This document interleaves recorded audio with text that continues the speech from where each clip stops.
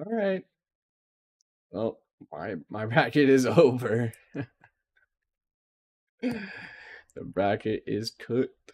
It is toast. It is phenaw. Yeah, my bracket is phenaw. Oh well. It is what it is, you know what I'm saying? You know what I'm saying? You know what I'm saying? Oh man.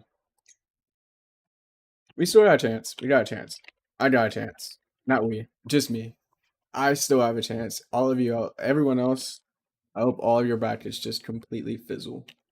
Like I hope you forget your lock-in.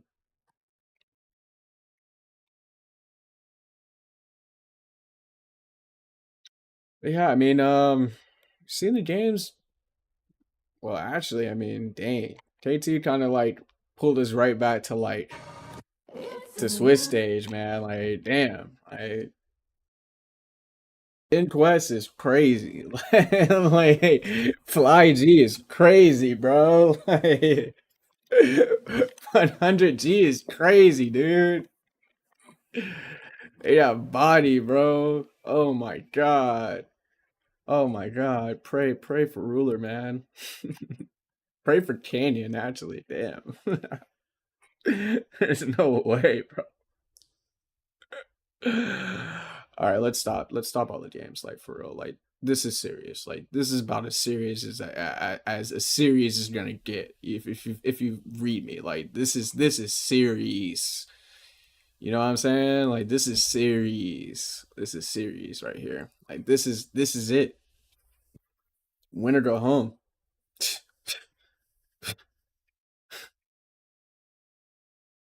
Are you the GOAT or not? Like, are you the GOAT or not, bro? It's time. It's time, bro. We're tired of hearing all that earn your legacy. Like, nah, like, we're here. Okay.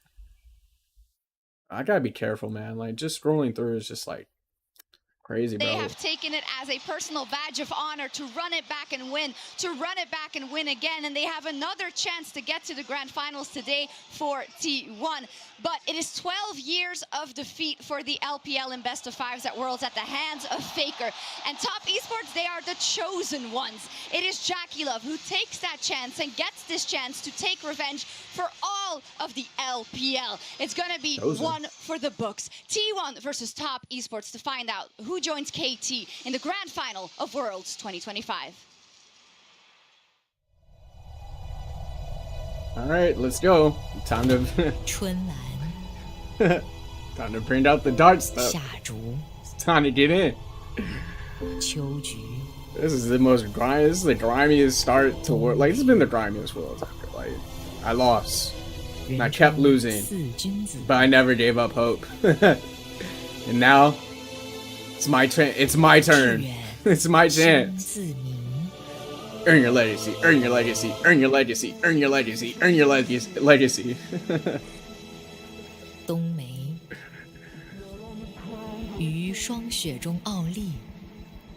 Flowering in the coldest months, courageous against all adversities. 又进世界赛了，我们还是4强。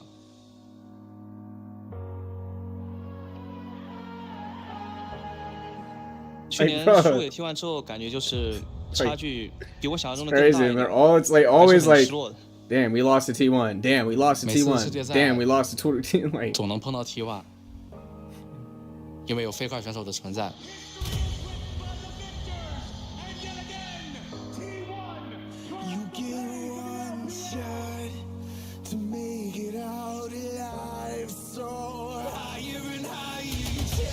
对我来说，这一次会不一样的。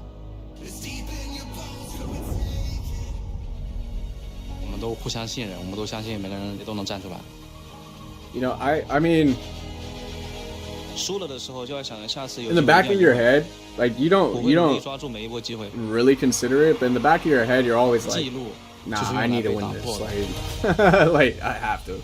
I'm not about to lose to Faker again. 下逐于青山中扎根，任由风打。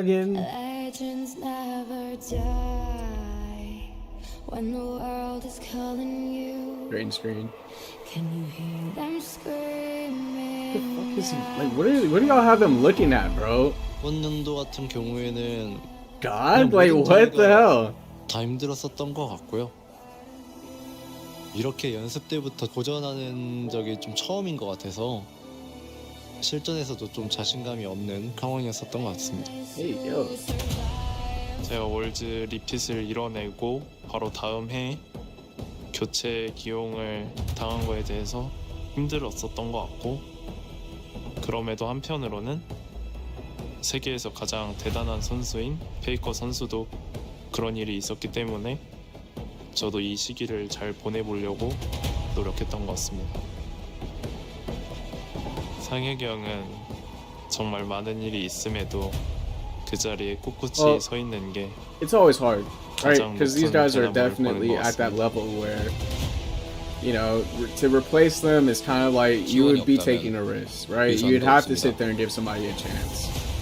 That's all it is. 가지고 싶다면 I want to give you a chance. 저희를 넘어야 This guy, I mean, solid play. Made mistakes here and there. But you understand the game. You understand the format. You understand what needs to happen. It may not always connect, but at least I know you're like, we're like, you're there. You know, like there's that 典 experience. 籍所记有神异瑞兽、 The White Tiger? 龙首、迷身、怒宗。 Winland. Kinland. 瑞兽若现，天命将至。 Dude, bro, like this is getting wild, bro. Can they actually do this? Like, is this not like?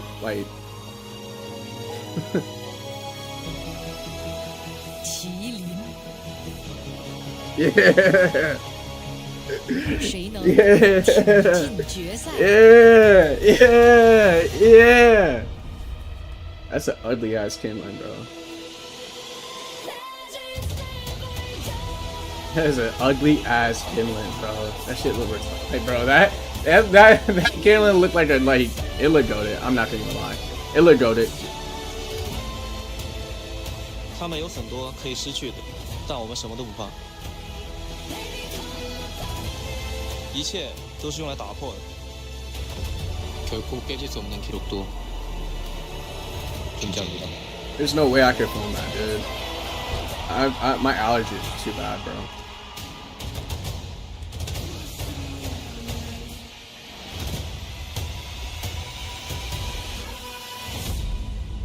I'm surprised they have jackets on with the snow out there. I'm not really understanding the message here. Like is this is like the last Worlds ever. Like that's what this feels like. 欢迎来到上海梅赛德斯奔驰文化中心，一起见证2025全球总决赛半决赛。今晚胜出队伍将挺进决赛，与 KT 共同来争夺全球总决赛的桂冠。上海，让我们用热烈的欢呼，有 Shit, 你的 trolling. T1，以及来自 LPL 赛区的 T1。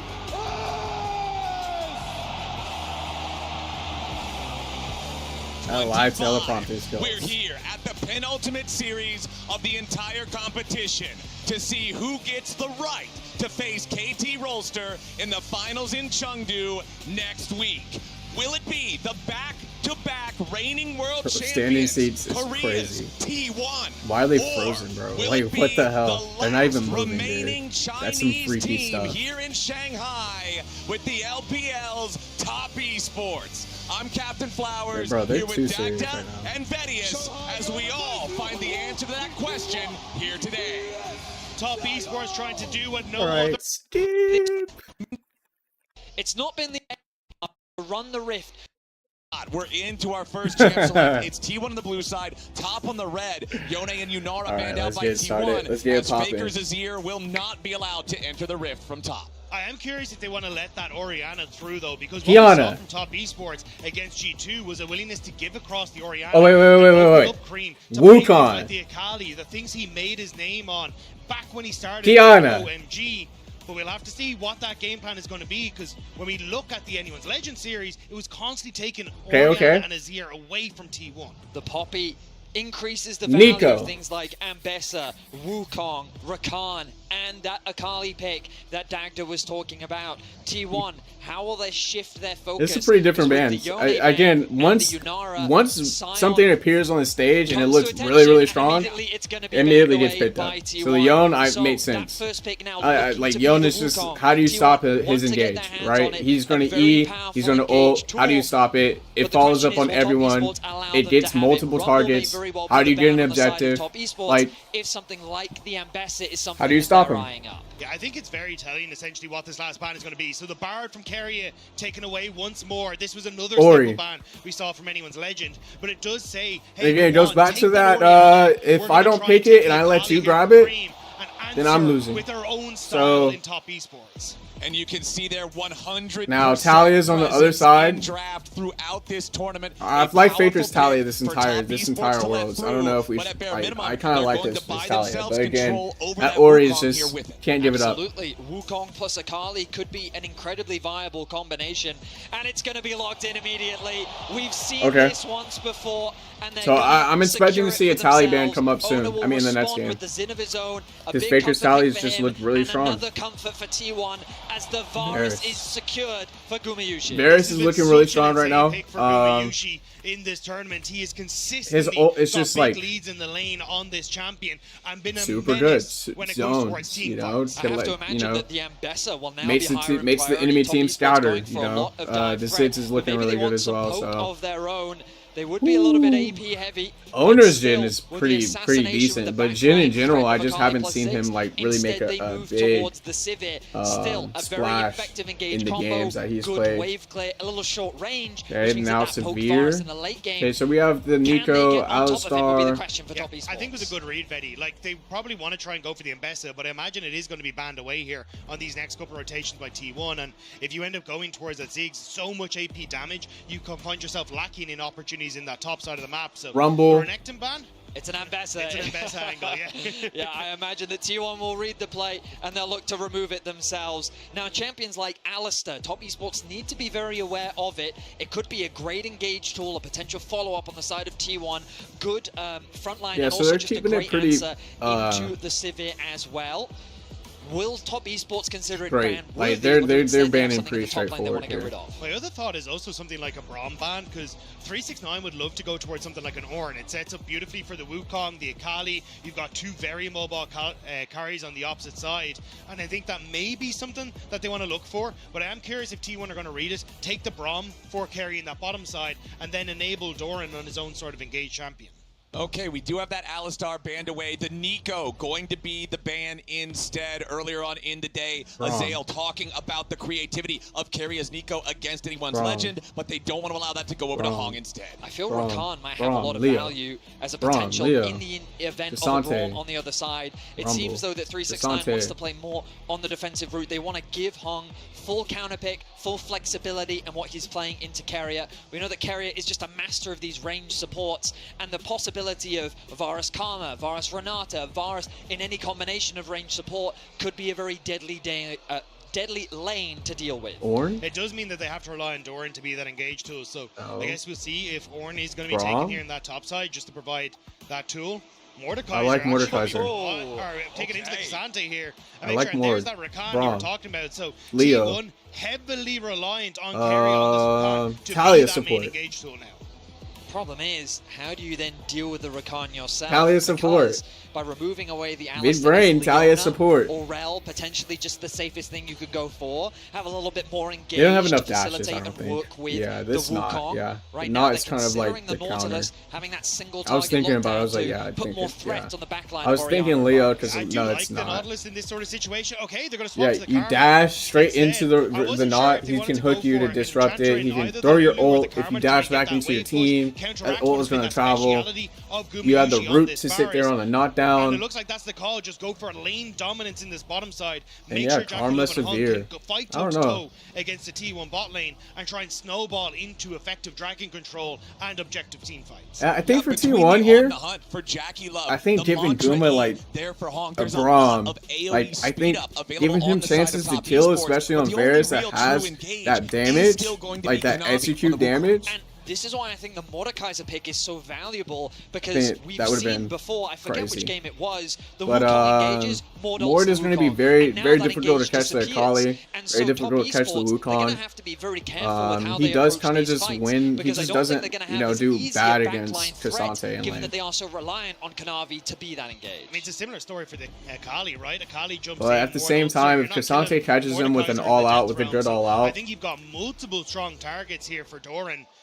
Nice pick on the Mordekaiser. We'll have to see now how much value you can get, or are you going to be Burberry, I see you through this pushing bot lane into early dragons, into objective control, and try and set up for a strong top esports early game. Top Esports coming out with the Orianna being given over on first pick. I feel like if you lose this first game, there's going to be a lot of criticism towards that choice, not only with the popularity of the champion so far at the tournament, but with Faker's legacy on it here too. But we'll see if Top's plan works out as we're on to the Rift here for game number 1 in this semifinal best of 5 to see who gets to punch their ticket to Chengdu. So teams just trying to like, bro, they want to catch T1 so lacking, so hard, bro.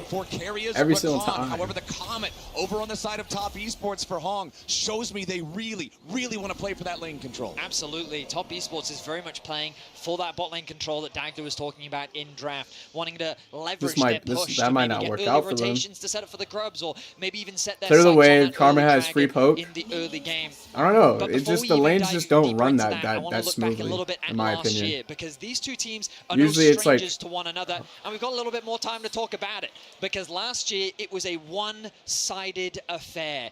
T1 made fun of Top Esports in convincing fashion with a 3-0 performance, snuffing their hopes out and eliminating them before Top Esports could find any momentum in the playoffs. Yeah, and even when you T1 look at that was game, rolling it back looked like then. Top Esports had gotten off to a decent start, but T1 just came alive and were able to dominate the rest of the series throughout. Now, obviously, slightly different roster setup in there. You had Mako and Tien that were on the team, and now it has been I don't even think over was towards the top up esports in the last aren't Worlds. really I don't playing think towards so. that same style. They are much more patient. I think they are it was more about two control. rifts, They are more two about trying to rifts, set up two. around objectives, and I think it is. No, yeah, I think it was 2 rifts. Honestly, I think we went through 2 grubs, 1 rift, and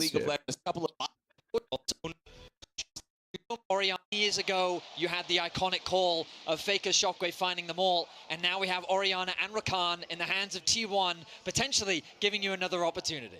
Look, if I have the time, I'll make sure I credit Rakan as well, right next to the Orianna. But if they engage in a split second, I might have to pick and choose yet again. We'll see if T1 can find that team fight magic here in the semifinals. Okay, we get a little bit zoom. We get some zoom out. Okay, I like it. I like it. I like We've already it. talked about it, but again, I feel It's like a little, control this is like of this a lane little for deep, Top Esports but is so huge. And I think that's why you're seeing Kanavi starting this. and it's also like I've already watched the entire Worlds. It's a little like okay, like let me get used to this for a sec. And one of the things that is kind of the shaping a lot of the full clears that we're seeing from the junglers is the fact that if you double full clear, you basically set up your camp, so then you spawn that dragon in 5 minutes after you finished all your camps, and you can waddle in for an extra little bit of experience there. So I think that's where Top Esports are going to be trying to put that focus again, and already you can see Gumayushi taking a lot of hurt from Top Esports on the bottom side. Bot lane 2 versus 2. I'm telling you, I'm really liking PTA Varus. Like PTA Varus right now for me is like, mid and top T1 should have I find it priority super in those solid. lanes. Both junglers pathing towards that bot side of the map. Keeping my eyes on Kanavi. But I mean, as you've he's seen it on actually World moving Stage. into the It river. means it probably Is he works looking for an in early gank your towards the middle lane? No, it looks like your his norm eyes are games. set on stealing away I'm those just saying raptors. that But now he will be a PTA camp behind. Ona securing rough. that advantage. Kanavi wants to play through the pressure of his bot lane, though, to steal away camps in the enemy jungle. Exactly. He I don't know wants about to this. utilize this Varus advantage just in the level 3 2v2 to really make Owner sweat a little bit here on that first clear. It's not just the double first clear approach, as Kanavi, Jackie, and Hong are moving all the way towards Ori that cannot roam want to try here. to steal it away, but the steal does not work. It's Owner with the secure over the wall. Crazy smite from Owner, and the ward never got cleared. I was actually keeping my eyes on Faker for a lot of that because I thought maybe he would even try and roam over. No. Owner just does it himself. No, Beautiful steal no. comes through Then from they Ona, all die. as he's able to secure, well, pretty much all of his camps. He's very happy with how things have played out. He's now going to pass. That's exactly back up what the top Kali side of would the map want. to secure that Start fighting crown. at level 4 His in the is river, largely no unaffected, minions. and now the Nothing consequences but of this for fighting. Kanavi is that he is very far behind on the clear. With the Wukong clone, Karma Shield, Severe. I mean, Severe is negligible, as the bot but lane forced to use the heal as the bot laners continue to battle it yeah. out. Exactly. T1 just going to defensively activate that summoner spell to back away as Top Esports wanted to continue going aggressive with it. Now a nice grand entrance from Keria to keep the pressure on Jackie Love. Hong steps forward. More damage into Keria here as both sides take a little bit of a beating, but it's Hong. Hit it, Keria. HP overall. I mean, Guma. To sidestep Varus. arrow with 3 blight stacks. That one would have taken him down to probably below 100 HP. Yeah, it just feels like the first round in this bottom lane, though. Both AD carries running that teleport, so should be able to reset and TP back in. Guma going to look to stop Jackie Love there. Having that level up as well means he can put a little bit more pressure down, but still, TP's back in. It should all go back. So that's like a cheat recall spot. You try and get that recall. If they let you get away with it, it's a really good timing. I'm surprised they still went for the recall. Oh my god. Doran. Chill out. Good dodge. Got scared. Didn't want to hit that E. You're supposed to win this one, Ward. Not gonna lie. You're other than fighting in the wave, it's just a little bit stronger because you won't get the enhanced damage from your Q. Yeah, Mord has shielding. Mord has way more burn. No level 6 yet for 369. Kanavi was spotted though on the ward, and everyone's moving back up towards his top side. This is gonna be a hard They're dive. moving around trying to see if maybe they can set it up, but they have to know if 369 was close to level 6, so was Doran, and trying to dive Mordekaiser underneath the turret with That's the super ult is never important. gonna work. Okay. The double null cloak will definitely help there. Because he had to skip his Okay, bot side now they're camps to try and T1 going steal, right he's back now at late him. to these Raptors. Keria is here with Ona, and Kanavi has no idea. Yeah, Keria jumps forward, however the grand entrance Damn it, Rakan, bro. Rakan, y'all gotta get out. Yeah, this is not smart. This is why you just don't want to take this roam with Akali, because you're just gonna give her free kills. Massive plays from Top Esports. The Akali's double super flash strong. over Faker Shockwave. It's like you're like making her job easier. She doesn't have to look for kills. And this is so important just for gonna- Kanavi you're just because gonna the jungle bring it to advantage her. was very quickly getting out of control. Ona was contesting these camps. He was leveraging the tempo advantage that he had, but finding that kill put a stop to that. That was not smart, The because Raptors Ori are again, stolen it's away. like it goes back to like Kanavi why can can't now Ori pick up the lane scuttle against grab the as well. Akali? Nice advantage It's gained because for in the Top Esports. open space, They spotted Akali just Kanavi on the wins. top She ward, just and does then- it. So this would have been the play from T1, but the So double flash Faker would have over needed Faker to set up means orb that Owner way is before, completely caught out. and so they Having walk that into level 6, orb, able to follow and him they're over like the wall. Faker And really T1 needed to zone them away from in getting theory, into the played smarter on the into map, their but own it's Jun there. ATS who are outplaying them in the moment. Exactly. Kanavi on his initial invade trying to steal away the red. He doesn't get the payoff that he wants. And like you pointed out, Vedius, then it feels like he's behind in the pace of the game. But then the invade from T1 to try to punish that lack of pace ultimately ends up being the greater error. That's one of the things about Ori is that she can leave the orb there, and then if you walk over it, I just press R. You're getting disrupted. Give myself time to walk away. I don't think that was I don't even think that would have worked either, because you still have the flash, you still have the Akali ult, triple dash. It looks like he's going to be matching up against Doran. Not a very favorable matchup for the Akali, but this no early disrupt on, on the she does Jhin still have either, some great just for trading Raptors. potential. The main Definitely goal, not though, for smart. Top Esports is to move their Sivir into the mid lane. Help you guarantee that lane prio to make it easier One to of my contest the favorite growth that is wanting in rotations 20 so far seconds. is But with the swap up to top, the T1 early will swap still to have mid. access to this objective. I did For, think the Top bot Esports lane. would try and play more for I think this Dragons, just but I works feel out like better. their I think your team support can fight do is better more. set up around, hey, let's Roams, try and stack some of these jungling, early get objectives, deeper and vision, then being able to draw both T1 in control towards these both fights sides and of maybe the look for map. these cross maps. But with the early lead that they managed to pick up on towards Cream and Kanavi, Also, and if they that don't level match 6 it like just being hit this, for I think Kanavi, also maybe they like feel like they can mid actually lane. fight I mean, as Cream starts to move. may just have pretty Cream decent going to wave make clear. that early They have ranged rotation up spells. towards these void grubs, and because But in certain Doran's matchups, I teleport think timer just is like you pretty have decent better from 369, advantages. there's still half the cooldown remaining on that teleport. It's The still melee Mordekaiser versus is range if you're playing against down the there in tank. the bottom lane, and Top But Esports I just have haven't already really taken the first grub. seen But now, them Top make Esports, they can a have big 369 lead TP off to of the bottom lane lane if swap. they want. He's going to go back to base. They did sacrifice a wave, and Doran will secure a plate, but ultimately now, Jackie Love and Hung can go and match up against the bot lane 2 versus 2. Akali can return to mid, and just a beautiful sequence of play there from Top Esports to allow them to secure an uncontested grubs. This is where exactly you kind of want to be as Top Esports. Again, although the early game went a little awry, being able to now find these moments to get Void Groves when, in theory, Cream should have more impact on the side lane is going to be really, really nice. You can continue to keep up pressure through 369 as well in the Mordekaiser matchup. And Jackie Love is just going to wave clear. So I think now on T1 side, my eyes are going to be on Owner to see how he can get involved in some of these lanes to start to get some advantages for their side laners to neutralize the potential 1-3-1 from Top Esports. I'd love to see Top Esports invest a little bit of time towards Severe can that spell mid lane shield as that, well. the Faker going knockup for the too. Rod of Ages build Opposite. means that he's looking to stack those defensive items to help survive the Akali burst. As Owner sets his sights on the bot side of the map, I'd be surprised if they really try to force anything. It looks like, yeah, he's more interested in the enemy jungle camps. He wants to take things away from Kanavi. He should be able to secure this Gromp and walk away scot-free. We mentioned earlier how Mordekaiser is a difficult champion to dive there in the top lane. K'Sante is in the same caliber. You've got to have the guarantee that you're going to get the kill because of how easy it is to turn around. So they'll happily just take away the Gromp, get a little bit of extra money. It's another reset to pick up the Caulfield's Warhammer there for Owner. As you can see, he is still slightly ahead in terms of pace, at least with the jungle treats there, just 1 or 2 stacks ahead of Kanavi on the Wukong, who still does maintain about the same gold lead that he did after we saw him secure the first blood earlier. So just a fun fact about this mid lane matchup, Faker maxing the Q over the W. Sometimes we see that shift between Oriana's, but given how low he is on mana, having that extra Q damage really helps facilitate him, put that poke down onto the Akali in those shorter trades. He is very low on mana though. This could be a window for Top Esports to try and force that dragon, but with the resets coming out from Kanavi, I don't expect that to actually come through. Components very close to completing that first item, and as I say that, Jackie Love will complete the Essence Reaver, TV back into mid, and now Top Esports will have control over the drive to be able I to think they would have loved to have the Wukong finish off his Triforce here, but still a little bit away. And that it looks like what Top Esports are trying to play for is that big spike that you can get off of some of these first item completions. And for T1, it's case, okay, we're still waiting on that Rod of Ages for Faker. We still don't have that first item for Gumayushi. But Top Esports still in the area, just trying to clear out vision and use these pushing waves to establish themselves further in River so they can set up for that play in a couple of minutes.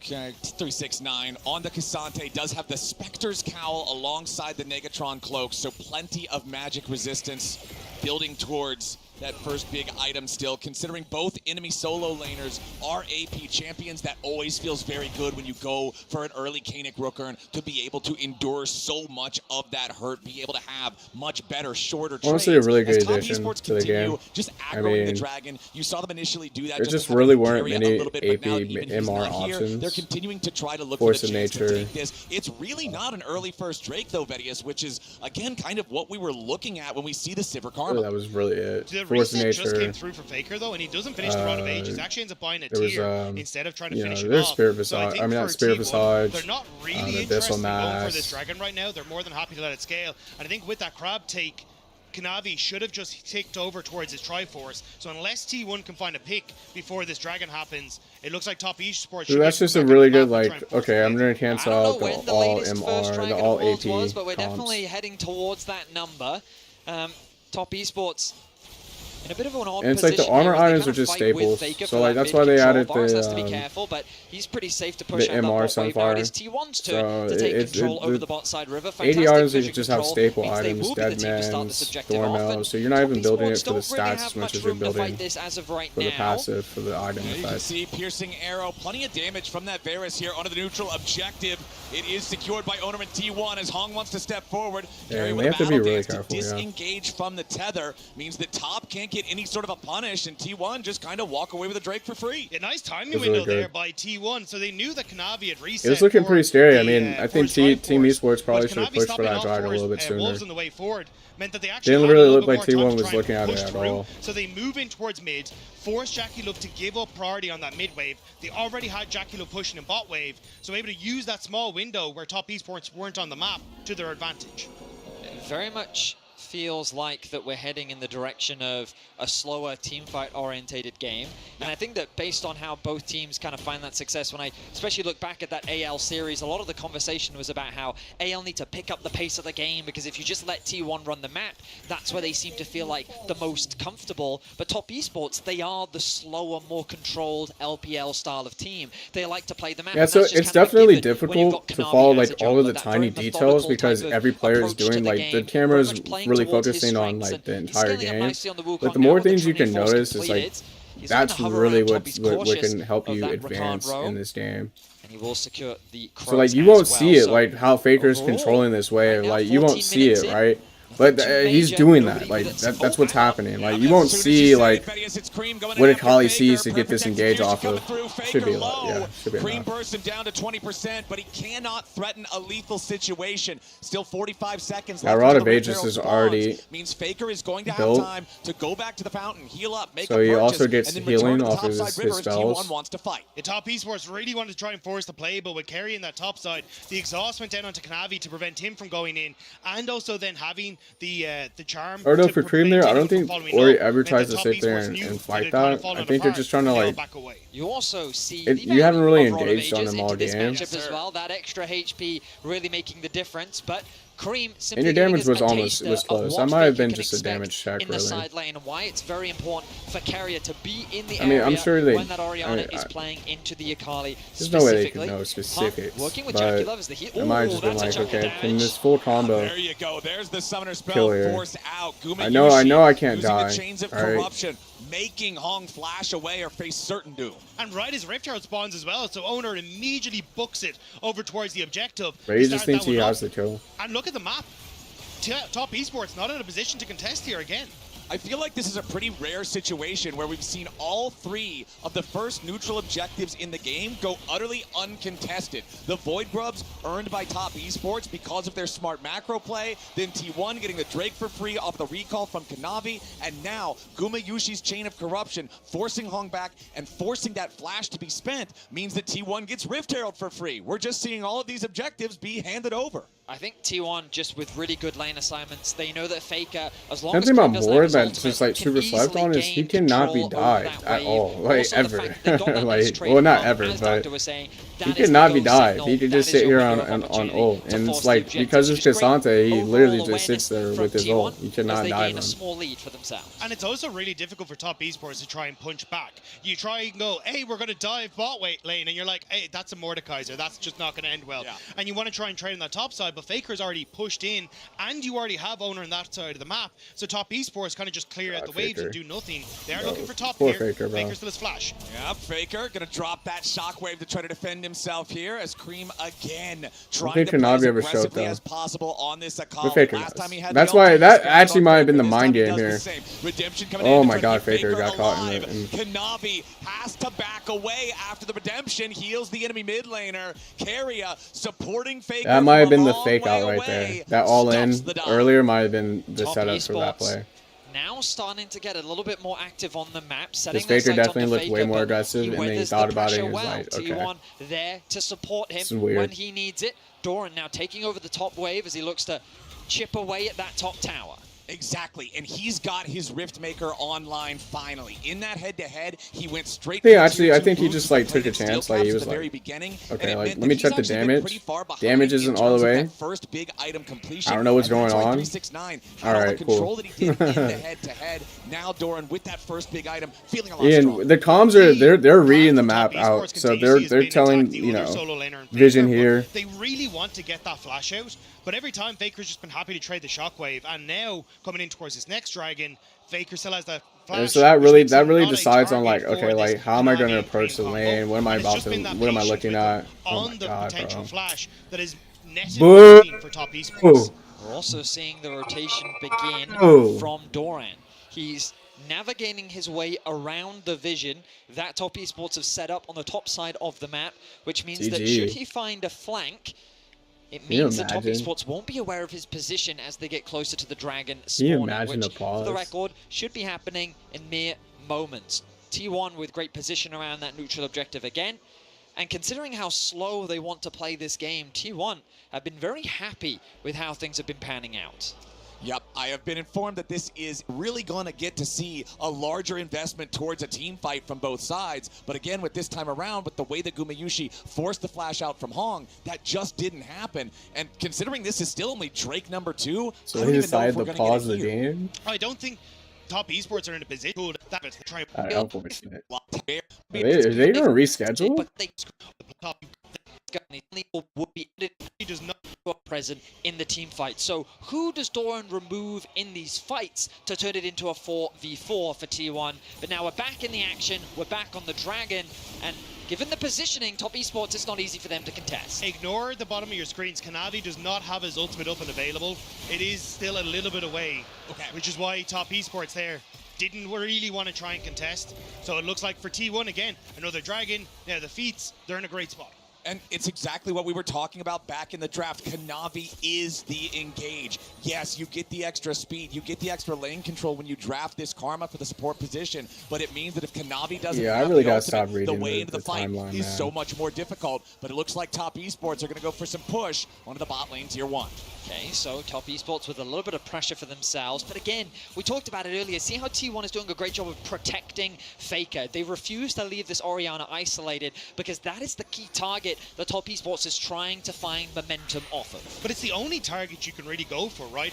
Guma just sits in mid waves, shoots down the wave in one go, and is like, all right, well, you're not getting anywhere close to me. Doran is just able to get rid of all of the Avengers apart from one. So for Top Esports, it's really difficult to find plays anywhere on the map. And it's this slow burn now of T1 just starting to collect dragons, keeping the peace, and they're slowly getting to whittle away at some of these turrets as well. So for Top Esports, it needs to be better map play. Getting to the objective first, forcing T1 to actually try and brute force their way in with a lack of vision that opens up these flank opportunities for Kanavi and for Cream. And Top Esports' map play did earn them those first 3 grubs of the game that we saw back at the start of things, but the 3 neutral objectives since then have gone the way of T1. They have the you can see, like, okay, they're switching lanes, but like you don't hear them saying, yo, I'm switching, we're switching, we're switching. Claimed by either side, but you do see some damage onto the turrets in the side lanes for both squads, so that means also, after we have one of these big fights, it's probably first turret right after. The funny thing to me is that we're only at 16 petals for the whole game. 14, my mistake. 8 plus, well, now 7, as the Otacon 10 seconds away. All right, Otacon topside in how the game one. develops, also man. Still the Rift you know, in the inventory of they spend so much time in lane. It's like 20 minutes, they're still in laning phase. If that's the play they and all they're doing is just swapping. They're not going to start up lanes the Otacon back and immediately, forth. but they do still have Carrier up in this area just to make sure that they're maintaining vision control. He's going to go ahead and take his recall. Again, Faker swaps back into the matchup with Cream. Doran versus 369 just continues being what this top lane battle always is. Yeah, if the Otacon is started up, you need to be a little careful. There's a nice ward, actually. Okay, that's a very big circle. In behind the blue buff of board, T1. use an ability. And that is something that 369 can look to try and create a flank opportunity for himself. But TP now towards the mid lane, trying to keep this mid terra safe. Exactly. They summoned up the Herald. That Herald should guarantee that you're going to be able to at least get the first turret. But it looks like someone up in mid lane, it cannot guarantee that much damage. But they don't just want to give that away for free to Kanavi being able to jump in there onto that tier 1 with the Wukong, with the Trinity Force. So Herald charges, takes off about 2/3 of that turret HP. 2 minutes on our next Drake. Otacon is alive. Turrets, low health, legitimately everywhere. And that bottom lane head-to-head, you saw 369 again winning out in that. Interesting. As he has Jack's show now fully completed. Still only one major item. They're in a really good position. So they don't need objectives. They have the first 2 drives. 200, 250 gold off that Infinity you know, Edge no one's that really he's at risk of dying. The game is pretty nice slow. spike Other than the Ori Cream here. goes in. Here we go once Again, just more. another Faker more. trying to protect himself from Cream. As the perfect execution once again, It's just that Rod not of enough Aegis, damage man. to really pose the threat, too and big Faker here. doesn't even have to spend Shockwave on that one. But now TP could be used by Faker to try and get back in. Actually, Shockwave now used. Yeah, good There shield. it is, right on top of Carrier, who comes in to reinforce the bait. T1 mid laner. The quickness comes out, and the flash forced from Cream. No ult, no flash. Now you're going to poke out the Wukong so you can get the damage. This is going to be immediately turned into... putting pressure on this top side, and you've got that TP from Faker to come back out onto this top side with Kanavi on low HP and Akali with no ult. Maybe that's an Otacon area that T1 are looking at. T1 are controlling this Akali so well. they are giving such few opportunities. And CLIMB, I think his goal there was simply a chunk. Get a nice trade, make it easier for him to gain control, threaten that top side. But who's there first? It's Keria, it's Owner. The supporting staff of T1 are there to protect their GOAT of the mid lane, and they make sure that they put CLIMB back in his place. Nice advantage being built for Faker. Top Esports trying to get some vision around Khan, but T1 is making it very difficult. It's Doran versus CLIMB in the bottom lane right now, but the important thing to make note of is that Doran has his teleport available, and CLIMB still does not have his. The perfect execution is back off of cooldown, but CLIMB's flash obviously. So I think T1's clearly like looking to try and secure Keria loses first tower. half HP to a quick burst from Kanavi, but now Owner's ready to lead the charge here with the Crescent Guard. Yeah, this is problems. This is a problem. From this one, because they're already running away. You know? So Top Esports tried to punish the positioning of Keria, but it's they who is punished on the other side. And now T1 want to secure the first. But now T1 knows, like, if you engage on me, put enough damage into this. But again, they don't have any void grubs whatsoever, so they can't just force it down with a couple of autos. They forced Top Esports we can just out of turn River around though, here. and Dragon is available, and that was And we'll really what fight. they wanted. So now Top Esports gonna have to try and break into this, but it looks like it's gone. Yeah, T1 just going to go ahead and secure themselves soul point on a Cloud Soul Rift. Another uncontested neutral objective. I mean, immaculate control coming through from T1. Yeah, Top but Esports they on the might other lose side top might be tower. able to secure first tower for themselves, as 369 will be left alone to hit away on this tower. So hey, a feat of warfare contributed. Now the question is, gentlemen, will in this game we reach 3 kills? Because so far, 24 minutes in, we're at, I don't even know what the division is, but I'm telling you the kills per minute is awfully low. It's not looking particularly hot. It's not great. Yeah, yeah. Whoever got the pickups for Kanavi First Blood, though, at least somewhat happy with things. Maybe not with how this game state is going. As T1, once again, it's just been these little pockets that they're playing off of. Keria getting nearly caught out there in that top side, but they turn around damage from Owner, setting up them for the push. And this is kind of the why some of these picks are so strong from the comfort. Like Owner loves playing it's Faker not getting caught. Also, Top Esports, they really haven't committed on catching Faker either, though. I think a lot of teams, they look to try and catch that mid laner, that ADC. And 369's overextended. Yeah, 369 trying to jump in there as the turret falls. Owner, audacious charge right in after him, finds a little bit of damage. Jackie Love also at about 60% HP here. So T1, they get what they came for, and they don't want to stick around for anything more. And all the while, I want to turn your attention to that man in the middle lane, Faker. The Rod of Ages fully stacked. His Seraphs has been completed, and this man is about to tick over to so level 1K across 16 5 people. on the Orianna as well. The highest Really level like in the game. 500. He is in a prime Not a position lot. to be the carry for T1 here in game 1. And so, you know, the longer this goes, the more damage is going to be on the board. The bigger the gold lead is going to become. Top Esports and the LPL has played against them. They keep trying to take them down, but unable to do so. But now Top Esports. So if they're even right now and they're on like 2.5 items, like whoever wins this fight is going to they get the summoner spell, but that's get all to the third items faster. The only one continuing to tank the Otacon because and it's they do just, not want the you know, debuff it's on just a everybody snowball else from on there. Top Esports. Doran making his way up through the Okay, river. Doran, get on the Wukong.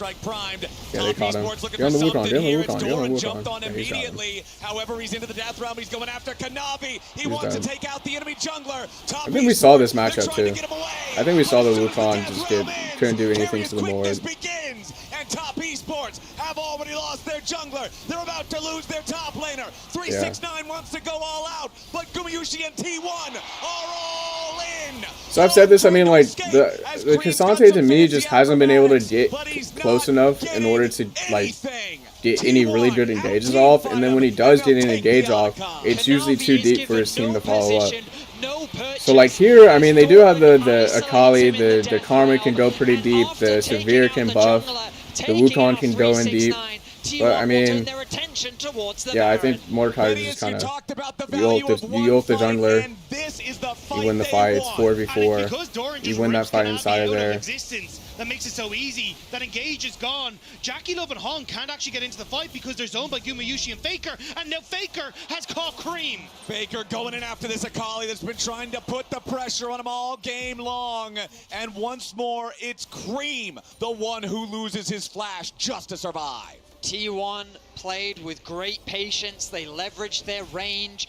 And again, this pick from Mordekaiser doing very much as we expected. The Honestly, I mean, what was that, like 4 kills or something? 2k gold. If everyone buys boots, you know, like it's kind of an even game. And Flowers, you highlighted in the fight, to add insult to injury, the second Kanavi comes out of the fight, there's the quickness. Oh wait, no, that was only 2 isolating kills. him to allow for Faker to secure the kill. You just sit on top of a little Christmas light and press R as soon as it returns to a champion. Well played there from T1. Now over 2,000 gold ahead. And my friends, we have 45 seconds left until the Cloud Soul spawns. Hong in some danger here, has to flash away. Carrier ready to go after him again with the quickness. Feet of Warfare finally claimed at 27 minutes by T1. Sorry, and they are just barely down the bottom lane. Gumayushi gonna get healed just by disappear? No! Cream's already got the assassination. Like, that He was dies crazy. in response as Kanavi continues He's spinning melted, forward, like, honestly. looking for a little bit more. Oh my The god. ricochets from Jackie Love. Oh He my needs god. more, but he can't find it. A double kill to Faker. Bro, as he Owner is like, finishes he's Jackie, clip farming. and He's only clip farming, bro. 3-6-9 Owner is is clip left. farming, bro. T1 He did the again same thing. He did the wins same thing, bro. fight His gen, with bro. 10 His seconds gen. left until the Cloud The Soul flash fall. W Top dash Esports back threw the Hail in. Mary, and it was Heal so off of the close to Thunder looking Star. good, but intercepted at the last second. And now it's T1 with members on the map that will secure the Cloud Soul, although there's a little bit of a spot here. Yeah, looks like Hong might have made a mistake. Yeah, he Stepping did. forward to try to help his top laner. Doran brings Hong into the death Bad round angle. instead. You will not be able to catch back up to the Karma to guarantee the kill, but now it's Kane, Faker his all-out joining is still up with out. his top laner for the extra damage. That into thing lasted 3-6-9. longer than Kazante Mortal. That's tries to get away, crazy. and he outpaces the Claw to do so. But the entire time, it was Owner on the Drake. There's your Soul point. MasterCard priceless Soul. moment. 29 minutes into the bad. game. T1 got all 4 Drakes uncontested. It got a little scary for T1 on the bot side of the map. It felt like that Jackie Love had really woken up in this game, but Kanavi once again isolated. Shockwave. Shockwave from Faker to burst down the enemy jungler.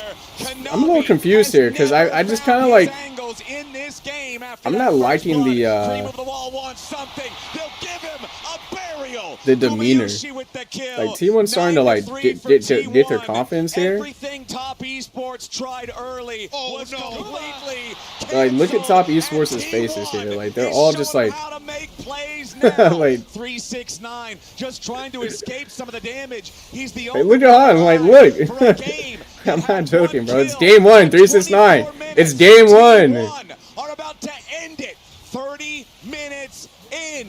Respawns are not even here. The game wasn't even that 3-6-9's the bad. It only was one 1-0-1, left, they and wanna then try just to grab the ballooned. ace on the way out. T1, it was a slow burn, but it's Top Esports being put to the fire. T1 just gonna pad the stats and take game 1. It's a buy one, get 3 free at the end as they marched in 1 by 1, and Top Esports happy to take them to the slaughter. What a game number 1, from 1 kill to game over in 6 minutes. Analysts, T1's looking fierce. T1 saying one Oh fight my is God, all bro. you That's so get, dumb, and if you don't bro. show up, we're gonna take your base, Mauritz. And I am That is used so to dumb, LCK bro. games, and now I'm Why sometimes is there like, an I'm pushing back on the extra long narrative, clip, like bro? guys, Like- it's not that.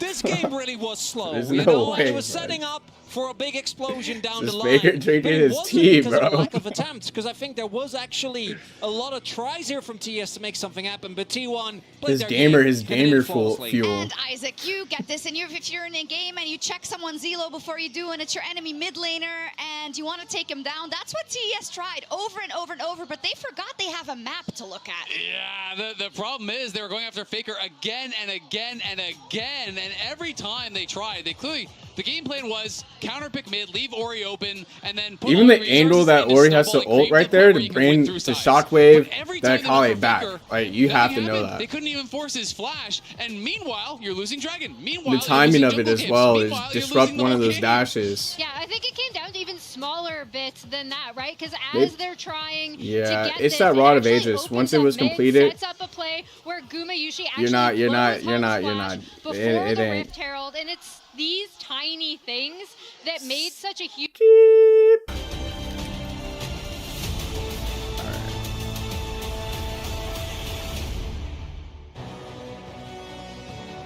Ladies and gentlemen, welcome back to World Semifinals 2025. It's the last series before we head to Chengdu and the finals next weekend. KT Rolster is already waiting, and either T1 or Top Esports will earn the right to meet them there. Game number one was slow for a very long time. 1 kill at 24 minutes, and then T1 ended it 30 minutes in. Yeah, you talk about waiting. I'm still waiting for Top Esports to show up in this series. They just kind of sat there, did nothing, and let T1 have their pick of the litter. They ended up blowing a bunch of ultimates early, right before key objectives, and T1 were happy to scoop up the objectives and slow roll out the game. The question is, gentlemen, are you Game 1 Andes? Do you believe that in Game 1 that's true? And I would say that I am not. Okay, I do not believe that a Game 1 defines a series. See, I just didn't like that. As we jump into draft, the head downs, you know, like I don't like to see that in the first game towards loss. the blue side. We expected the Bard Band to come through with Talia. Oh my God, taking bro! away T1 alongside is it. I imagine this Rise pick rises in priority, forgive the pun, for Top Esports, because this year alone, 84% win rate for that man in the mid lane, Cream on the champion. Yeah, I'm curious kind of what happens with picks like the Kiana as well. We saw in Game 1, AL versus T1. They were happy to pick the Pantheon into it. It's like that look that's like you don't want to be on that stage right now. Like, it's pretty crazy, bro. Over in the LPL, so I think that's probably where they're going to be eyeing that's up once the fire, again. bro. I'm not even sweating Top Esports it, bro. can't You got lucky, immediately bro. go for this Kiana pick. You have to do it again. All right, Talia, Bard, Poppy banned out by top. T1 getting rid of Azir, Yone, and Yunara means that Rise that you mentioned, Vedius, that 84% win rate for Cream is available, but also the LPL Kiana is a bit of a favorite here. I'm curious what they're going to prioritize more highly.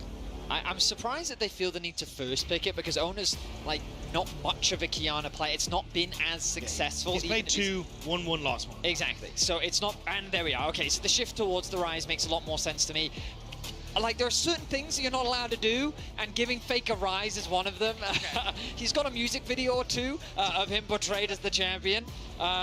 And so now with the Talia taken away as well, champions like Casio and the Anivia do rise in priority as answers, but T1 don't have to prioritize that music mid-lane videos pick. now. Instead, they could look at things like the Corki to give them some agency towards the bot side of the map. Bro. Nico, another big support pick that also T1 is looking to eye up.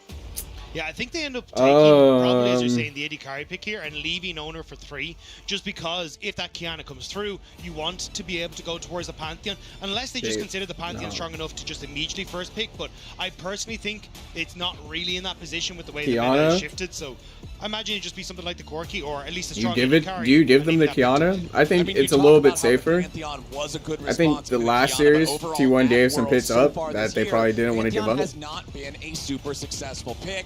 And it looks like for the side of T1, you want to say that Cream's Rise is a pick to be feared. I feel like Faker Galio is a pick that's got more than a little bit of a reputation. So you're calling out some hard reads here, like the Rumble. At the moment too. So the fact that you're kind of cornering 369 here, saying you can't go towards that Rumble because we can always Rumble shift the J4. Top. We have a bunch of picks that can still go in towards this Rise in the mid lane, and it means that now, as we get to see Top Esports, I imagine, lock in their jungle, you keep that flexibility in the draft for T1. Yeah, I do have to imagine that the Kiana is going to come through from Top Esports unless they want to make some sort of shift. The other thing for T1 is they could forego jungle, and I was just about to say lock Ambessa in for themselves if you choose to go for the Kiana. So Top Esports taking this one away, I think does make a lot of sense, because already T1 have drafted for themselves a lot of dive, a lot of team fight, and they would love just a little bit more backline threat. So Ambessa would have been perfect in this position. Top Esports take it away. Yeah, it does mean, though, you have an option to take something like the Renekton here for Doran on this next rotation and then match. It does mean jungle pool is probably going to be pinched quite substantially. More than likely, AD carry pool is another option to be pinched. So it's just a case of, for T1, what do they prioritize more highly? It looks like it will be the top lane, but it's Camille Galio coming in for T1. This is a classic. You want to talk about threat onto the back line? How about hookshot, Hextech ultimatum, Hero's entrance? That is one of the all-time wombo combos, and it's so obnoxious to play against. It also means that picks like that Pantheon we're talking about for Owner are actually just really good because you can protect both of these 1-3-1 side laners, add into that potential global population, and make sure that then as T1 move forward, they can keep up their fights very effectively. You actually took away their bans a little bit. Already being prioritized by top esports with the Vi taken away. I don't know. I mean, Camille's not going to get banned here. 70% win rate on the Camille all time. But you don't want to give them a chance to counterpick. Definitely no stranger to the champion, absolutely. And you're just trying to decide, okay, like what's the best jungle pick for, you know, looking to be, I mean, that Vi makes a ton of sense from the side of top esports. Question is, do they want to look to get rid of something like the Pantheon? Vi might be like a little bit of bait. There's also the possibility of the Jarvan. You might be helping them, probably not by banning Vi. Looking to remove. Exactly. Galio combo with Camille is pretty well known. Galio's combo with Jarvan is also very, very well known. But no, the Caitlyn going to be the ban away instead. Caitlyn Nico can be a very oppressive bottom lane 2v2, so they want to remove the possibility there. I think you're still happy to go with something like the Kai'Sa though for Gumayusi, so no stress in the grand scheme of things. T1 gonna go back and forth between the two junglers we were mentioning, Pantheon and J4. I like the Pantheon personally, but it does feel like that was their answer to the Kiana. So maybe I saw the Nocturne eyeing that up as well to just be like, we can play 4 sides and keep that Pantheon for another kind of pressure point in the draft as an answer to the Kiana. All right, we're going to go for the Jarvan. That's got to be like honestly, a pretty fault. impressive that Jarvan now sits at 10. I wonder what happens if they don't pick in starting time. off 0 and 8 early on back in the very first ages of Swiss. So now we'll see, does he go to a winning score after this one? As on the top esports side, we still need to see support. We still need to see jungle. I have to imagine that you're either considering a Braum if you want something a little bit more defensive, but I think against Nico that is very difficult. Leona would provide them with a little bit more engage, and it's also something that we've seen Hong brought out a bunch of times. Now, the Nami was something we saw coming through from CFO here at this tournament, and Nami Corki is not a traditional lane, but it does give you a little bit of agency, some disengaged tools. But against a lot of dive, it's very squishy. Yeah, I was actually expecting maybe a Renata to come through for that hostile takeover and the bailout to keep someone safe. But on the upside, Gumayusi going to fall back towards a Kai'Sa here. It works so well with the rest of the composition. And even the fact that you have the Nico helps to... You will not believe what happens if you don't pick your champion. Keep you safe because the Nico you have to play the game without that player. Without that player. That is insane. That is insane. If you don't pick the champion, you literally don't get to play that game. Oh my god. Oh my god. This Kai'Sa for Gumayusi that's wild, is such bro. a meaningful pick. That's that's the hardest, bro. That's hard, bro. The last performance we saw on him, that's hard, bro. That's hard. And earned redemption on the champion, and now T1 you don't get to play? That's so crazy. To pilot it, especially in these tense environments. Dive is the name of the game for T1. If game 1 was slow and controlled, game 2 is about ruthless and lethal aggression. As they set their sights on the carry of top esports, my fault, guys. I definitely wouldn't be a true stream if I didn't mess it up. And you mentioned Gumayusi's performance on that Kai'Sa. Now correct. All right, draft. This is actually really important at the draft order. So they first picked the Corki, the Rise, and to come through for that hostile takeover. Yeah, I mean that's pretty much all you missed. The bans on the Talia, the Bard, the Poppy. Gumayusi gonna fall Nico pull, so it keeps 6.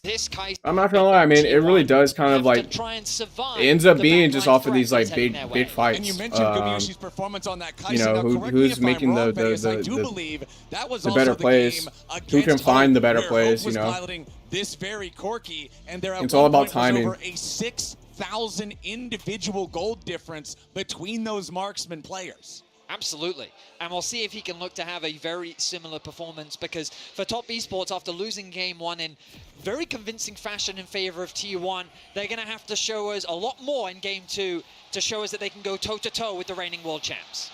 All right, we're on to the Rift for game number 2 in this best of 5. Remember, log into your Riot account right now on lawesports.com and watch Worlds Live to earn some exclusive Worlds emotes, icons, capsules, all kinds of cool stuff. But for Top Esports, the only thing they want to earn is a tied series. After an underwhelming first game, it's T1 who are feeling in control coming into this second one. Whole time he's been playing, doesn't pick his skin, plays default stand every single time, every single game. In game 1 was to put pressure onto Faker, and he survived that pressure very comfortably.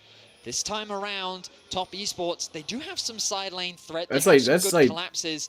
That's but so ultimately, goated, bro.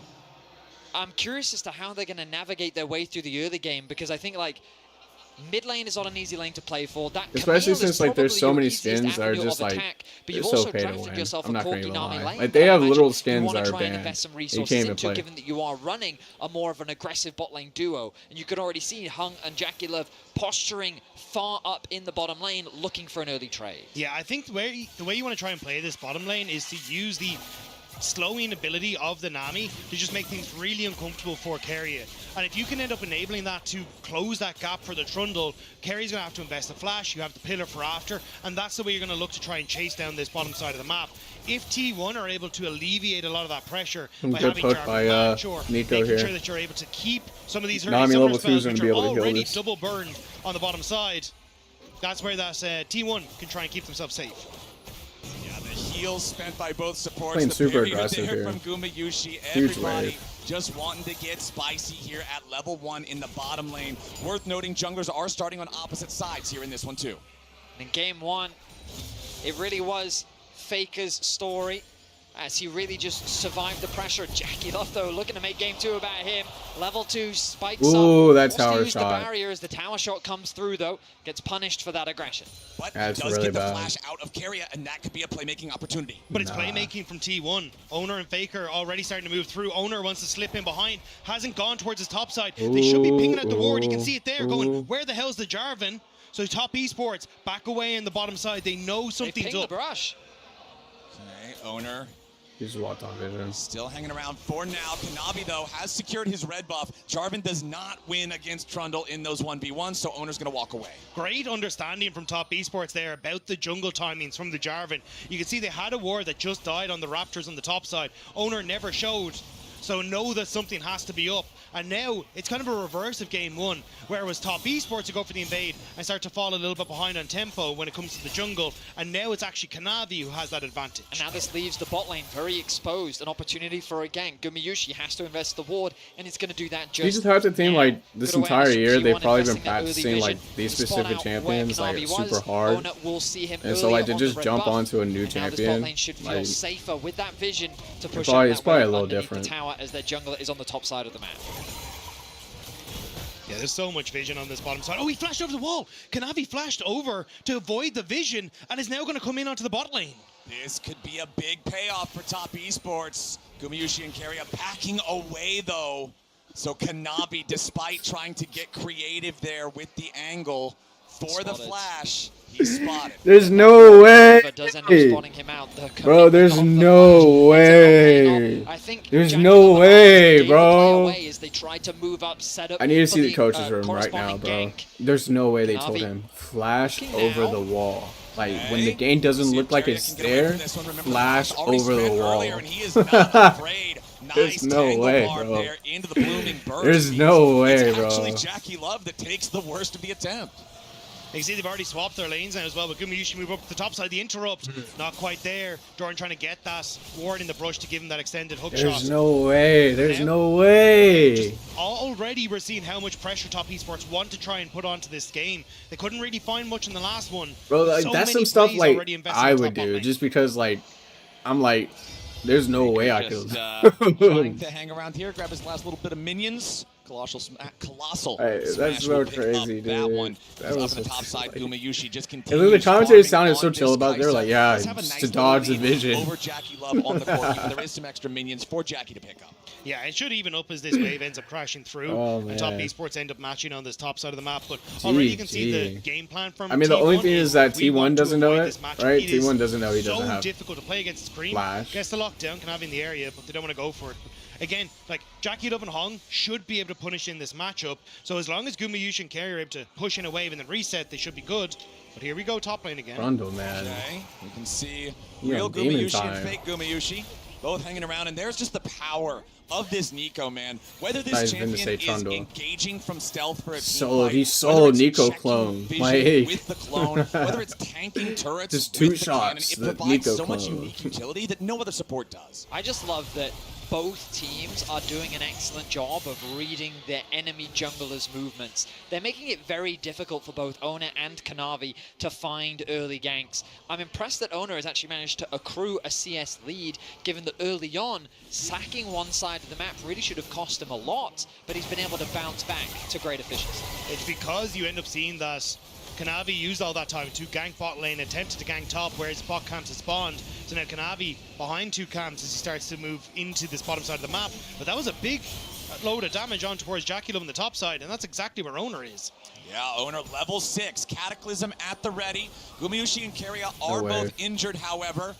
We'll see if they want to keep looking for a little bit more, because Faker is also here with a hero's entrance. Yeah, The get Jarvan back. Galio Get back. wombo No, you're not combo getting could out. be You're not exactly getting what out. T1 It's death. wants. There are no teleports ready on the top Wait. esports side to try to Okay. reinforce this. Not gonna even Hong's going to be use in it. some danger. Hero's entrance is first blood over to Faker, and it's 2-0 T1. Good buffer. Clean execution from T1 as they shut down Okay, the good bottom for lane. top esports No here. room for escape whatsoever.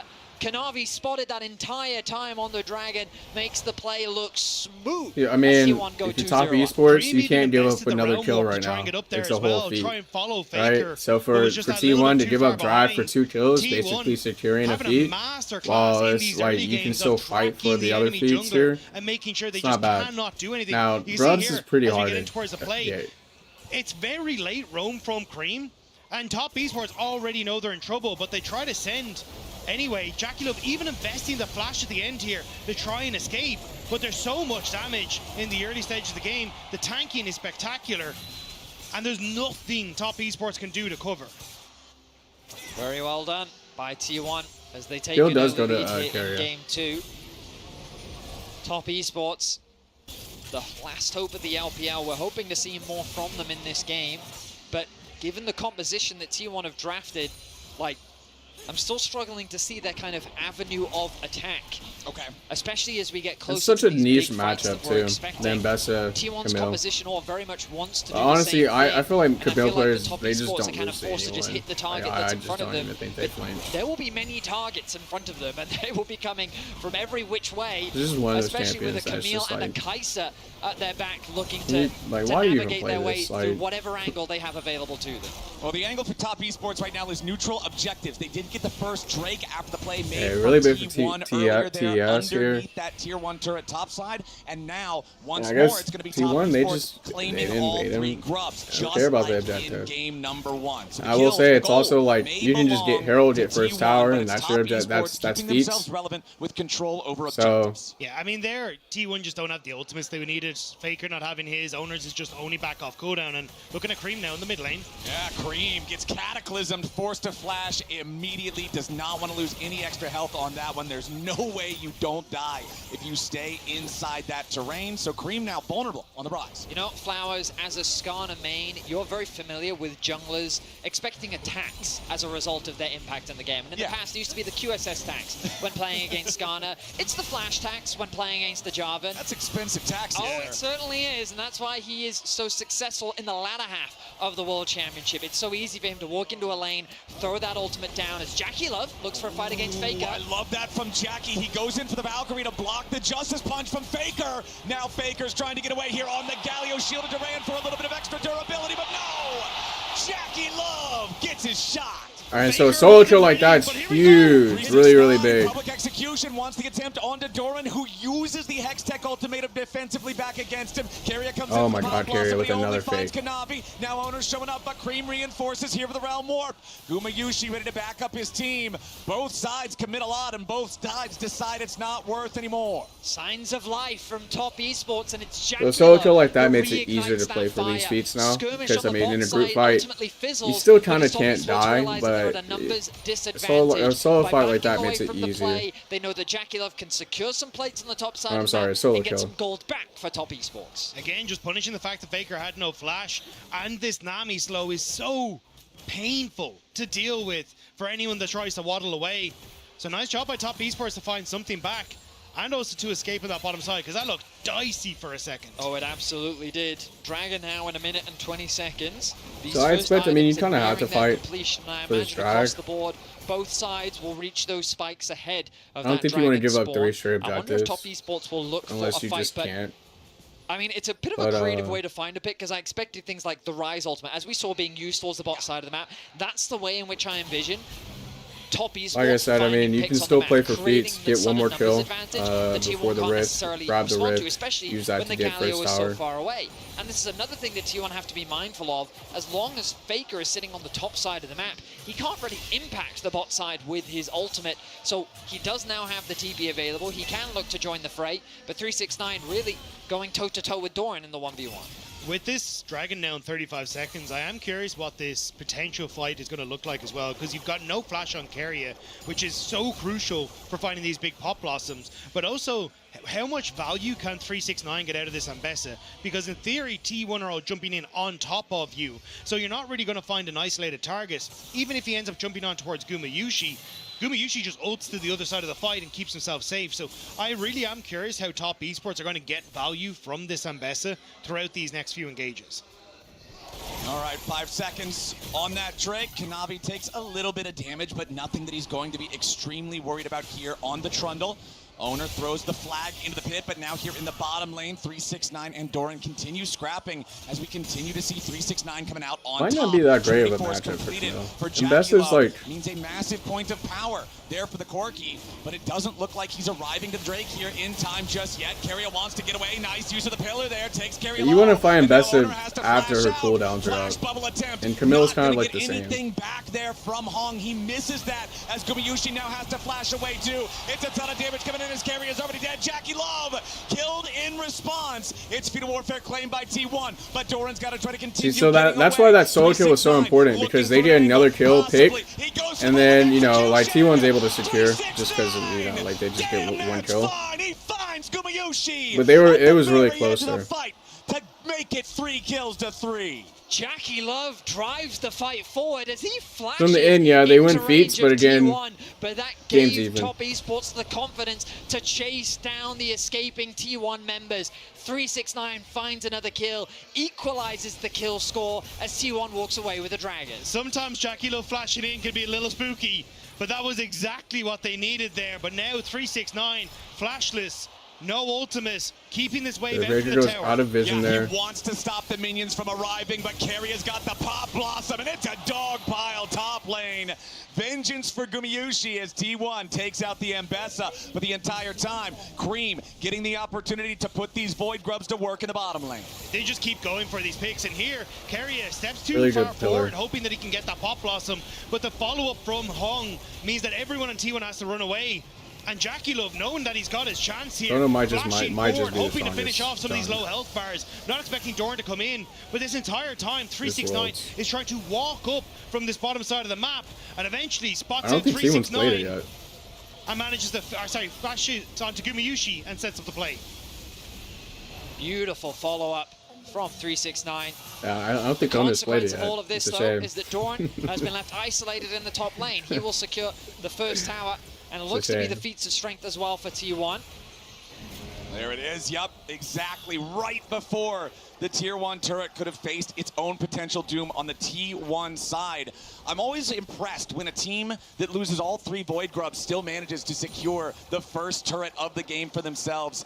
This is a 14-minute feats of strength versus the 28 minutes from last game as Owner goes in for the Cataclysm onto Jackie Love. Doran now ready with a Hextech ultimatum, and here's the hero's entrance. Jackie Love first to die as Doran's got to try to find his way back out. Owner jumps in with the EQ combo, Faker, by the way. Kanavi's ready to take a bite out of him. The Troll King leads the charge as Doran gets a nice Hextech sweep for a little bit more HP. T1's not done yet as Keria still looking maybe for a root here, but T1 are just going to take their kill, disengage. As now it is the turret dying in the top side on the T1 side, thanks to 369. Faker with the Justice Punch away from the Nami bubble. They just walk Jackie Love down. They overextend trying to look for the tower, but Doran doesn't end up, or just moves down towards mid. As we get to see here, just Jackie Love. Oh my God, that damage on Gumayushi was insane. That was crazy. So Jackie Love gets a kill in the mid lane, and then T1 look to punish. And I mean, you're seeing the combo right here. There is no room for remorse as Jackie Love is instantly shut down. Top Esports tried to get something back, but there's little available for them. We have to go back to live because the Herald is going to be secured, and the pace of this game is very different from game one. Yeah, I think T1 actually sticking around there, getting that poke on from Cream, actually removed a lot of their pressure over towards the Rift Tower. I thought it'd be pick in to move towards that objective, but instead, Top Esports managing to pick that one up. And as you say, Betty, this game much quicker. This tower in the mid is going to fall. Here we go, Rift Herald sum it up. It's Jackie Love ready to drive it straight into the tier 1 turret. Honestly, they don't even really need it, but it will still lose most of the HP. Shouldn't be able to get a second charge. No, it will not. In a game number 1, where Top Esports secured 3 grubs into every single other neutral objective going T1's way, almost entirely uncontested, it's Top Esports that are now tied in Drakes here in the second game. Okay, so it's a little bit of strategy, I guess, on that Herald. You know, they group as 4 or 3 down mid, making it really hard to get the second charge. And yeah, if you go look for that second charge in another lane driving it, you kind of it's a very straightforward play to read. I mean, you might get that charge, but you also might not. You might just like get collapsed on. 3 completed items, she's always going to be that late game threat. But in these 2-item mark, I do feel. Or you know, even the team that you're leaving that was pushing the lane might get ran down. Trade, there are definitely ways for them to turn the fights in their favor. And you talk about the 2-item spike, Vedius, and items that have to stack in League of Legends are naturally going to have a pretty high power point once they're fully stacked. And you've got Rise and Corki on the side of Top Esports. So I guess that's why teams don't really look for that second charge. It's just with the Manamune already fully completed there for Jackie Love. As the third drink of the game has spawned, it is an Ocean. We're on an Ocean Rift this time, but a TP is coming in from T1. Top Esports committing to the objective. Gumayushi's on the flank, but he's got to be a little bit careful. 369 wants to mark him. Carrier goes in with a bad pop blossom, but Jackie Love is already down. Top Esports have lost their marksman. Doran, yeah, T1 with another just Realm Warp. It gets Top Esports away to safety. Another crazy comp still here. After Hong, so it's objective. It's automatic. It's just like it doesn't matter what you have. You know, you're gonna get ulted by Camille. That's locking you down. The Galio's gonna ult on the Camille. That's further locking you down. Right, that's gonna be a knock-up into a taunt, into another knock-up. And then you have Kaiser to just follow up and ult in. And Jackie Love didn't even get to hear him rack the shell. That was just instant deletion at the start of the fight, and Top Esports had to scatter. And hopefully we get the replay, because you'll see how difficult it is for Jackie. Keep your eyes on the Corki. In the midst of all of that, he's being attacked from 3 angles. Doran on the left, Carry on the right, and Gumayushi from behind. I think Camille just flashes on him. This AD carry is given no opportunity to get away to safety. And this feels like a classic T1 fight where they surround you on all sides and they just slowly encroach and make your life miserable. T1, a well-oiled machine on that play, and once again, we started to see light from Top Esports, but it's T1 who are starting to pull away with the game. How do you stay behind your front line when the battle lines are every single direction around you? Jackie Love focused down. That Corki that we were talking about being scary with the Trinity Force, stacking towards the Muramana. It doesn't matter how far. So, I mean, they commit 3 ults, 4 ults to get 1 pick. You would probably win the fight in the long run. But at that point, it's kind of like your whole objective is to try and stop them from... And it's usually happening in like when you're all grouped together. Of, well, you know, so at that point, you're just down a member. Because we have other carries, right? Trundle can deal some damage, and Bess is strong, Rise is strong. But realistically, when you're playing so many short-range carries into things like Faker's Taunt, into Carrier, into Owner as well, it becomes so difficult to really get value from them. Now Top Esports looking to overload the bot lane. It's like a man-made mortal right there. Oh yeah, there's no way for T1 to try to defend this one. 3 grubs and 4 players from top is more than enough to knock down the last 25% of that tower's health. So that means our gold is once again back to dead even. 20 minutes on the clock, and Otacon makes his way onto the rift with Top Esports having control over the bot side river. And Faker's going to go back to base. He has the TP available. Top Esports going to force the issue. Owner has a flank angle from behind. 369 trying to mark him. Yeah, Owner is wrapped all the way around on top of a control ward, so he knows he's not seen here. Still trying to be careful about this as Keria and Doran also approaching towards this Otacon that is starting to lose some patience, down to about 2/3 HP. Cream back over in the mid lane. Top Esports backing away. Remember, they still have their tier 1 turret down here in the bottom lane, and it still has a lot of health. Top Esports knows something is up. They cannot find Owner, and they know that's an issue, but it's misses on the ult. They wanted the public execution. They can't get Gumayushi. 3-man pop blossom from Keria, and Jackie Love's dead again. Unda Bunda. It's so dumb. Gumayushi needs a little bit more. It's so dumb, chases forward onto Doran. The Trundle needs the kill, but he dies to the Cataclysm. Cream locked up by Faker. Just run at it's him, a bro. justice punch to the jaw, and Gumayushi knocks. And then they keep doing this, and you get a lead, and now you have a guy just keep winning fight after fight after fight. T1 get an ace for 2. Top Esports try desperately to catch anyone on the So side dumb. of T1, but once that misses, Nico, boom, flash, E, finds flash, the play. The ulti connects that's on the 3, but their rocket target dog. is Jackie Love. He trades his life to take out the AD The mill, carry, dash and then it's in, clean ult. up for T1. It does Galio, not feel ult. like LPL's day. It doesn't really feel like their decade, to be perfectly honest. And it looks like Faker, as he continues to make plays with T1, they want to march towards another World Finals for themselves. Just cool and collected backstage as well. It's business as usual for T1. Up 3,000 gold, 25 petals. They've got the feats of warfare. They've got the Otacon, and the gold difference is just the blood of Top Esports being poured off the side of the graph. Doran has found Cream.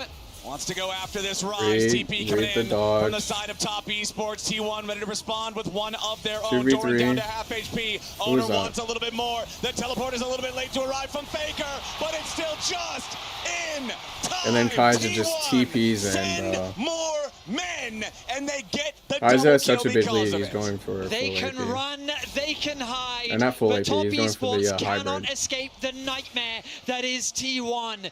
It was a 2 versus 1 that turned into a 4 versus 2. It's Faker's Onyas. Faker walks right towards the brush, but he's got the reaction time. Top Esports wanted to find their moment. Carry is wrapping around from the side. He wants to cut off the escape. Pop Blossom on 2.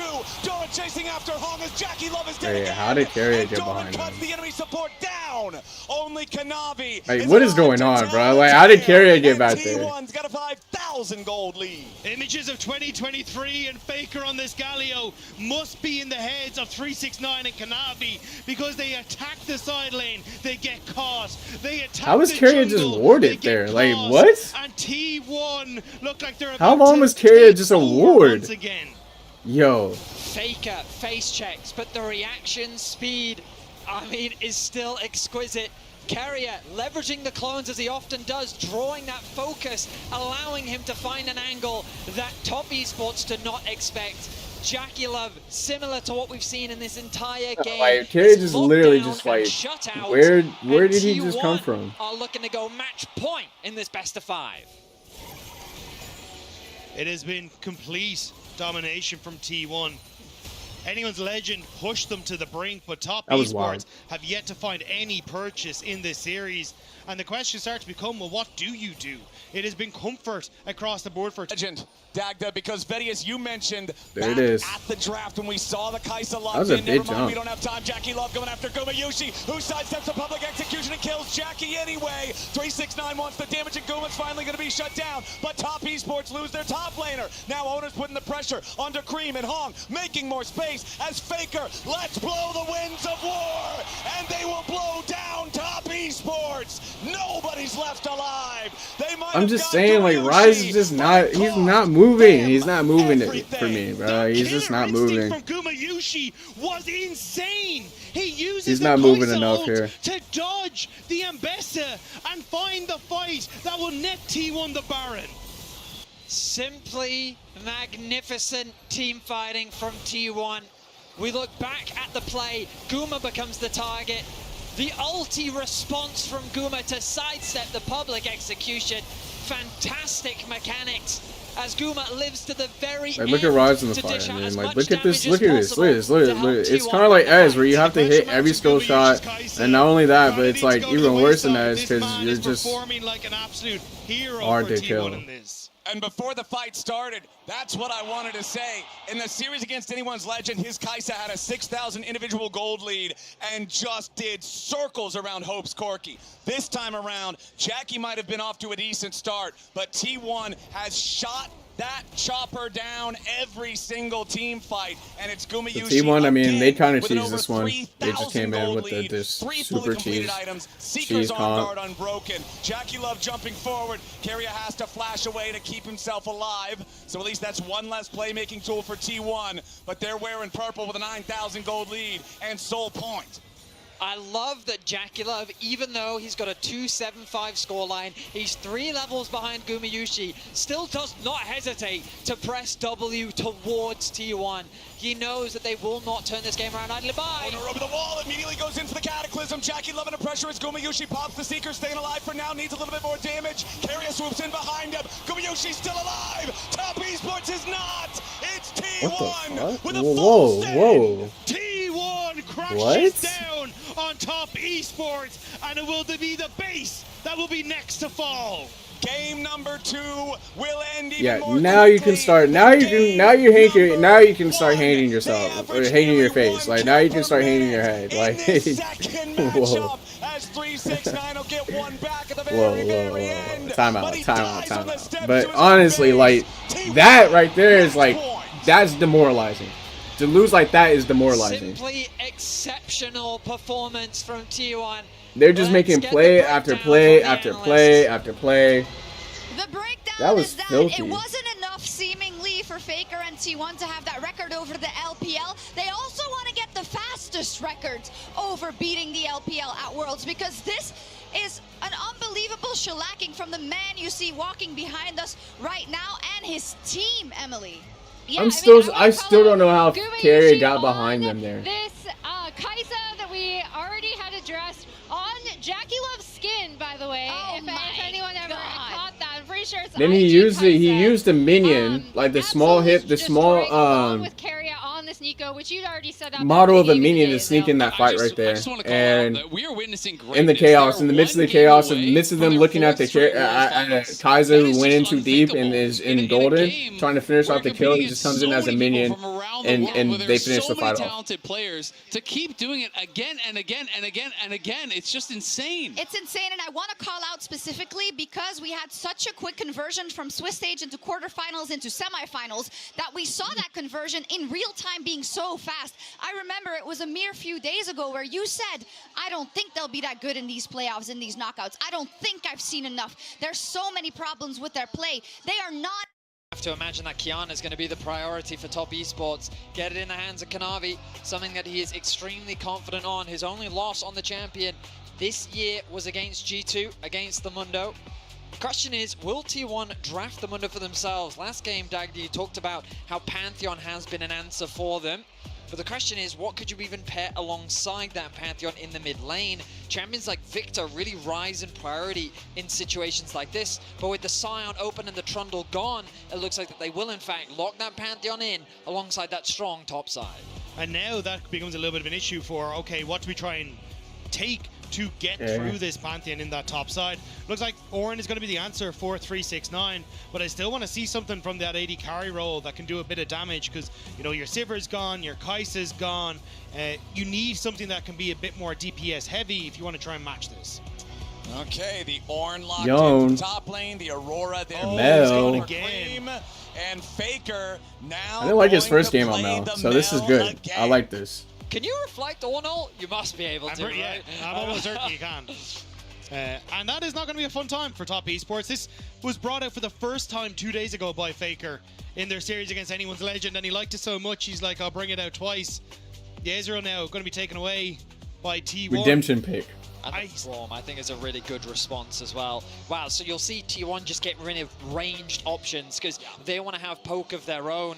This think Ezreal about is something really that good. compare nicely alongside that. They could consider the Caitlyn for Gumayusi if they want a little bit more range. Jhin is also something they consider. However, Jhin into Ornn not necessarily the strongest threat into that tank top side, but it would facilitate some of the poke direction that T1 is going for. Alternatively, Lucian could be a very powerful bot side, but with both Braum and Nami gone, that does lower the value of that AD carry. Yeah, so I mean, T1 is playing like on fire right now. Like they are rolling. I don't know if like watching KT do that to Gen G, just like I feel like they really did not want to see Gen G. I would assume the AD carry would be pick number 4 here for Gumayusi and T1. So now it's kind of like, oh, it's KT. Like we know these guys. Looks like it's going to be the pick. So.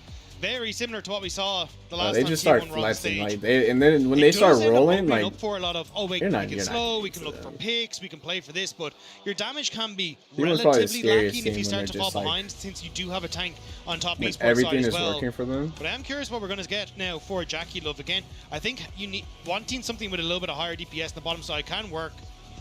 I was about to say Misfortune is something that I would kind of expect from Jackie Love, especially with more of the wombo combo that they're going for. They are hovering through a few options right now. Oh my goodness, Jackie loves Draven. We've seen so many Dravens come out at this tournament, but into Ashe, I still don't understand. I swear, did he walk through the lane? Did he walk behind the tower through mid? And against an Ashe who has the ability to slow you, we expect the Seraphine to come through. That's probably why they're hovering a hook champion, someone who can help close that gap, provide that additional CC. You can see how Top Esports have very much drafted for the team fights. They have a ton of utility, a lot of area of effect damage, and Jackie Love looking to bring the damage on the back end. How did he do that? T1 considering, rather than going for some follow-up on the engage, disengage in the Renata. I think they have enough engage already with the Ashe and the Scion, even the Pantheon as well. So T1 trying to set up to be an absolute nuisance as Top Esports go for the engage, because TS's Wolves not show up? Telegraphed. And it gives you that opportunity to send out the hostile takeover and make things a little bit more difficult, especially if you can look to reflect some of these engage tools by Faker. For Top Esports, they went back towards Comfort once before, it didn't work out. But can Jackie Love's Draven, his signature pick, take them across at least one game? I don't think Wolves show up on the map. He walked through mid. What is the game He plan? went to the wolf camp, picked up the wolf, of this game 3 for turned Top into them, Esports, and then whether it walked was a super across slow-paced mid. game or a super fast-paced game so far, T1's been the better squad. Yeah, I think Kanavi's impact on the map and trying to get this Draven ahead is extremely important. Remember that Ashe has such long range as an AD carry, and her poke facilitated alongside the Mel was something that AL really struggled to close the gap against. So in order to be able to find those engages, hook, you need to not only have an advantage with your Draven, it's super, but you it's also like have to super, have super, it's very aggressive. Very, very aggressive. It's almost like, you gotta consider his hook like a Briar roll, almost. Like, once you're in there, you're stuck. It's not going to be an easy task for Top Esports as we get onto the Rift for game number 3. History is not in their favor. This series has not been in their favor. But they'll have to dig deep if they hope to take down the Korean powerhouse. Like, hey, so like, let us win. Chinese team here in Shanghai trying to hold on against the back-to-back world champs as we make our way onto the Rift for game 3. So immediately I want to draw your attention towards the mini-map. As you'll see on Trying the to make any side, more both trades? top laners investing their early wards to help get that control over the early brush, along with a vision invested from Cream towards the mid lane to protect that bottom side jungle, as Kanavi is looking to start on the top side and path towards bot. Very much what we expect. Are they gonna... Oh, okay, so they're just gonna clear out the ward for now. But it does mean the reason why you'll see top laners do this specifically is they're like, oh, we don't care if you gank us. It's really not that big of a deal. So instead, save your ward in the bottom lane. Save it for when the junglers are likely going to be ganking you around that 4-minute mark so that you can be prepared and read the play. They look very locked in. Like, look at T1. Look at their faces. They are locked in. And if Jackie Love and Hung can't get aggressive in this bottom lane, it is going to be very difficult. They are locked. Traditionally, that's where it looks. Jackie Love, he looked pretty locked in. Okay, well, you want to have something that can, facilitate these plays, try and be that spearhead into the bottom lane to enable Jackie Love to follow up. But Kiana is very good at dealing damage, but is not great at setting up, so a huge amount now rests on the head. Look at that, like, to see top if he can lane. find these crucial hooks when Kanavi makes his way down to the bottom lane. Yeah, Jun's shaping up.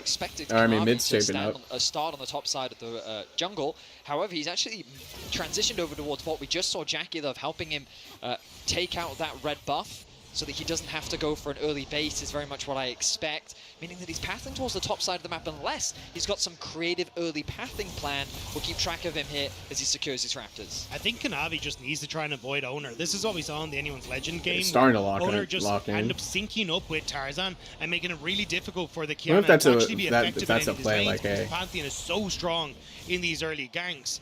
So if top esports are able to desync Kanavi, maybe there is a chance where he can actually get access to his bottom lane when T1 are not on that side of the map. Ooh. And you can see in the first couple of games, Owner's performance versus Kanavi, just a much better showing so far from the T1 jungler. A part of more than 80% of the overall kills scored by the team, has been doing exactly the job that they need him to do, and has been controlling those early games as well. Plus 200 gold at 14 minutes just shows he's getting that value early and keeping it. Oh, he absolutely was, and he really has been the heart of T1 throughout this year. That's why at this World Championship, so much praise has been recognized and given to so many of the other members because of how much they've stepped up.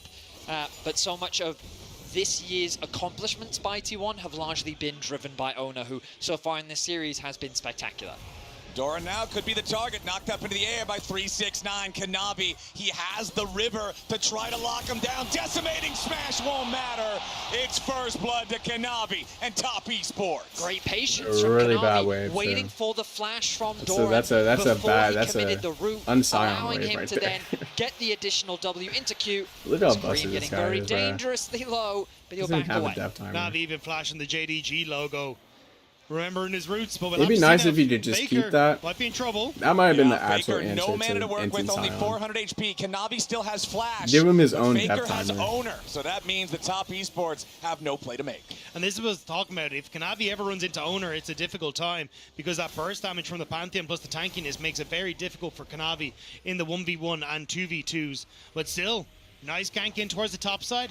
Means that Kanavi going to be able to pick up a serrated Dirk and be in a very That's good honestly spot that's a real advantage. You know, dying there. Oh my god, they see you. Yeah, Owner losing half HP there. Solar Snare does not hit the Kiana. Yeah, it's a real advantage for Sion. You know, on that first death, he can basically stay alive until he has to respawn, and then TP right back in. Back underneath that tier 1 turret, Keria and Gumayusi. But if you wait too long, you know, your death timer is just going to go up. So you it becomes less Flowers, effective. what is it that we want to see from top esports? And for me, it was very much about Kanavi being proactive on the map. And the fact that he's already secured first I guess, I mean, is a great still, start. giving up 300 gold, start off the game, not that smart. Bottom side of the map.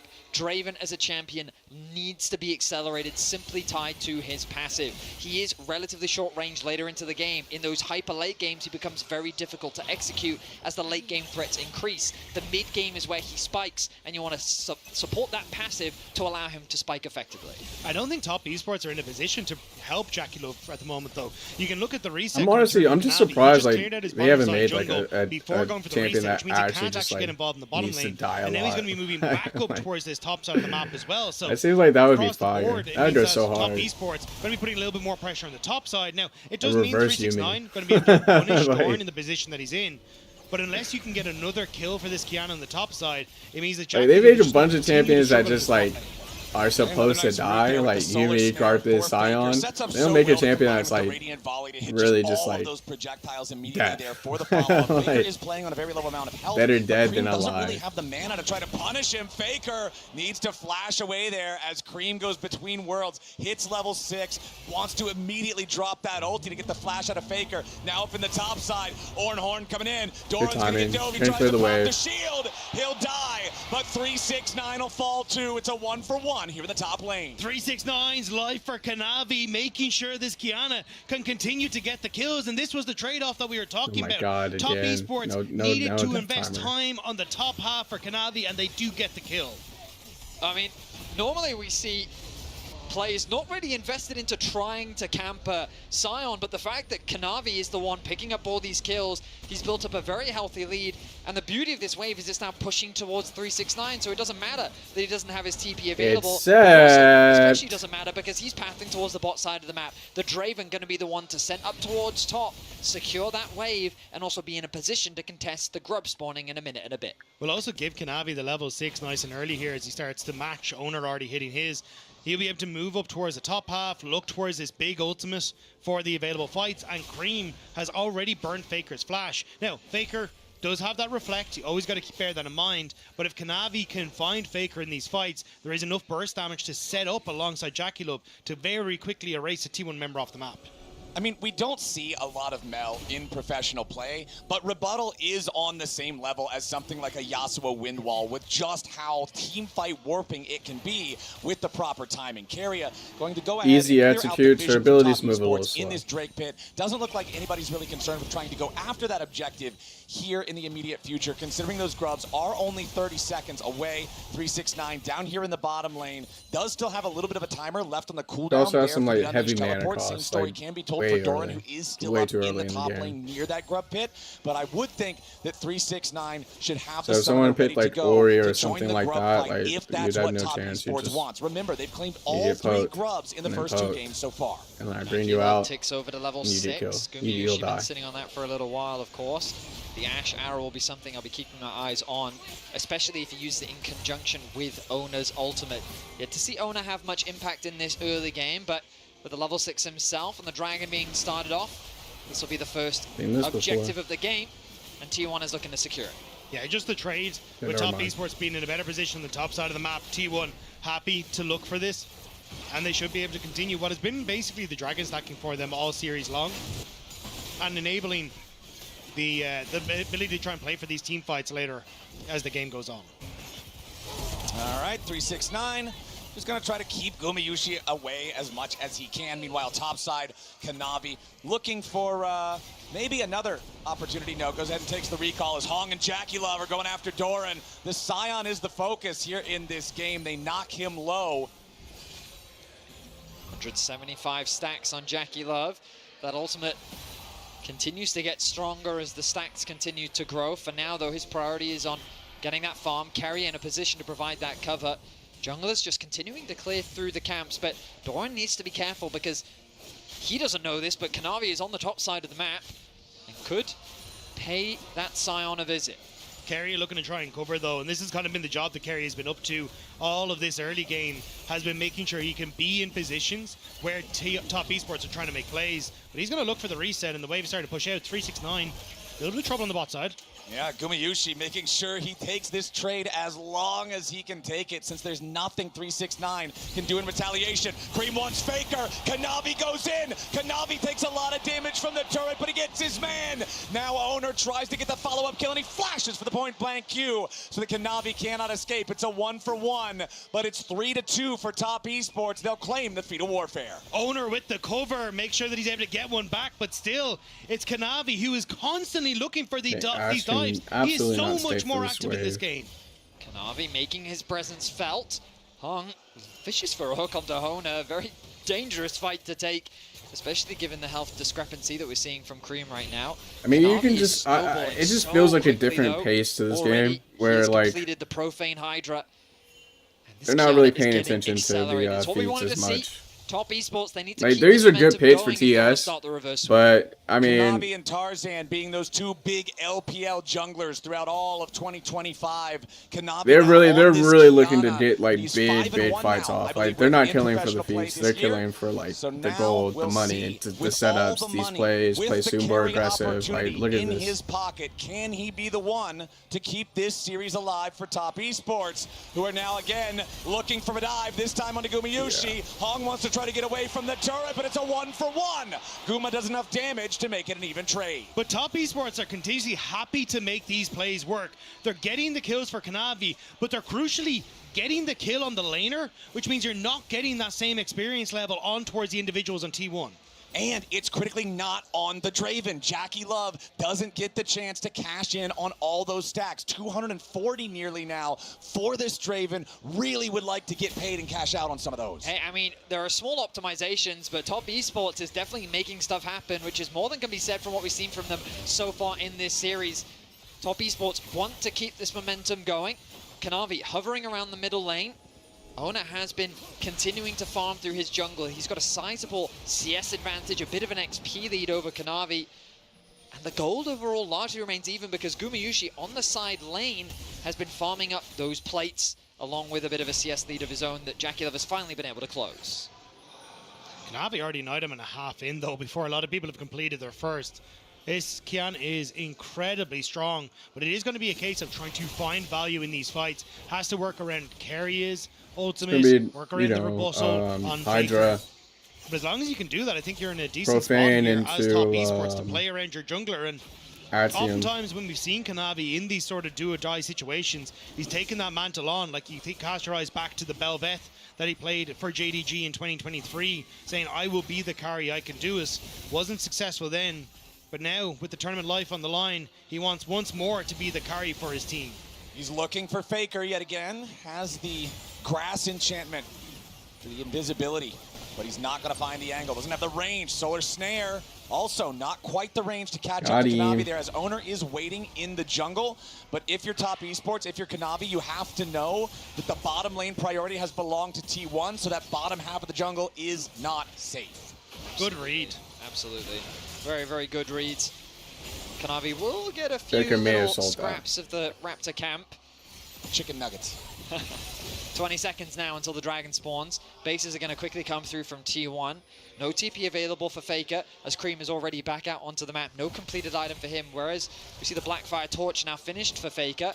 Top Esports, will they feel confident enough to go for this early fight? As Top Esports is setting up around the dragon. All right, Top Esports, there's 30 seconds left on the clock until the turret plates fall. So if you're T1 and you want to try to grab one of those instead of go for the Drake, well, the problem is you're not getting a whole lot of a great chance to do it. 369 still holding the fort dangerous up there in for the Droma. top lane. He's now got to clear that wave you do right have there. teleport available on Doran, but there's no teleport for 369. I think they're looking for a pick on the bottom side with Top Esports. Between Worlds available for Cream, but Gumayusi spots out Kanavi. I will manage to step away, but Top Esports invested a lot in shifting down. I don't like that. I do not like like that. They had to play on ADC. They had to play on the drag. I do not like that. Again, so Top Esports, they're going to try to commit everybody to this. Doran has already teleported into the area first. This vision's but nice. Oran's about to arrive into the mid lane. T1 get engaged on. Hong's ready to go in, but the hostile takeover over the top tries to keep him alive. Carrier staying up here for a little bit longer. Carrier and Faker are both very low. Faker survives. Oh my God, Droma again. Gumayusi wins the AD carry battle. And Top Esports have already lost 3 men. It's a so that might be the real way, is that, you know, you just don't give Draven this like early lead. The Ashe is pretty strong. She's weak really early though, so again, yeah, you just don't give him that early lead. It's an ace for T1. Kanavi got one shot at the start of this fight. Look into the pit as Kanavi goes over the wall. Owner says, not a hope in hell, buddy. Doran and Owner shut him down. And on the top side, as Top Esports try to make that fight, Jackie Love gets focused down by Gumayusi and cannot make the difference. I mean, Carrier had a fantastic Renata ultimate on the top side of the fight because it looked like Hong had connected absolutely everything. But once that Renata came down, they lost everything. We're not done, though. It's a pick coming in for Top Esports. They find Carrier in the enemy jungler. They catch T1 unaware. Now Faker with a rebuttal. Hong still manages to close the distance here with the dread line, but Owner's ready to show up and offer a little bit of assistance. Cream in some danger now. There's the execution. There's the damage. There's T1. Owner and Faker get one back. As Top Esports are still on the retreat. Hong now stunned up by the Pantheon. A little bit more damage from a point-blank Comet Spear, and Owner's unstoppable. Top Esports take the Herald in the meantime, but it's more kills over to T1. Top Esports looked unsure about what they wanted to achieve. Kanavi was sticking T1 once in the again pit, gets whereas the first tower without and the rest were trying to move in towards that topside jungle to find the plays. Owner in the enemy jungle, stacking up his Comet Spears, was waiting to see if Kanavi would just greedily jump over the wall and try to start the blue buff. Kanavi finds him there, as now Doran coming in. Big collision on Jackie Love, and Gumayushi picks up the free What driving skills, man. No flash on the These are big. This is big. Means that T1 can simply run him down. Oh no, Kanavi! What was that? He jumps into the middle of everybody, and the Comet Spear to execute him.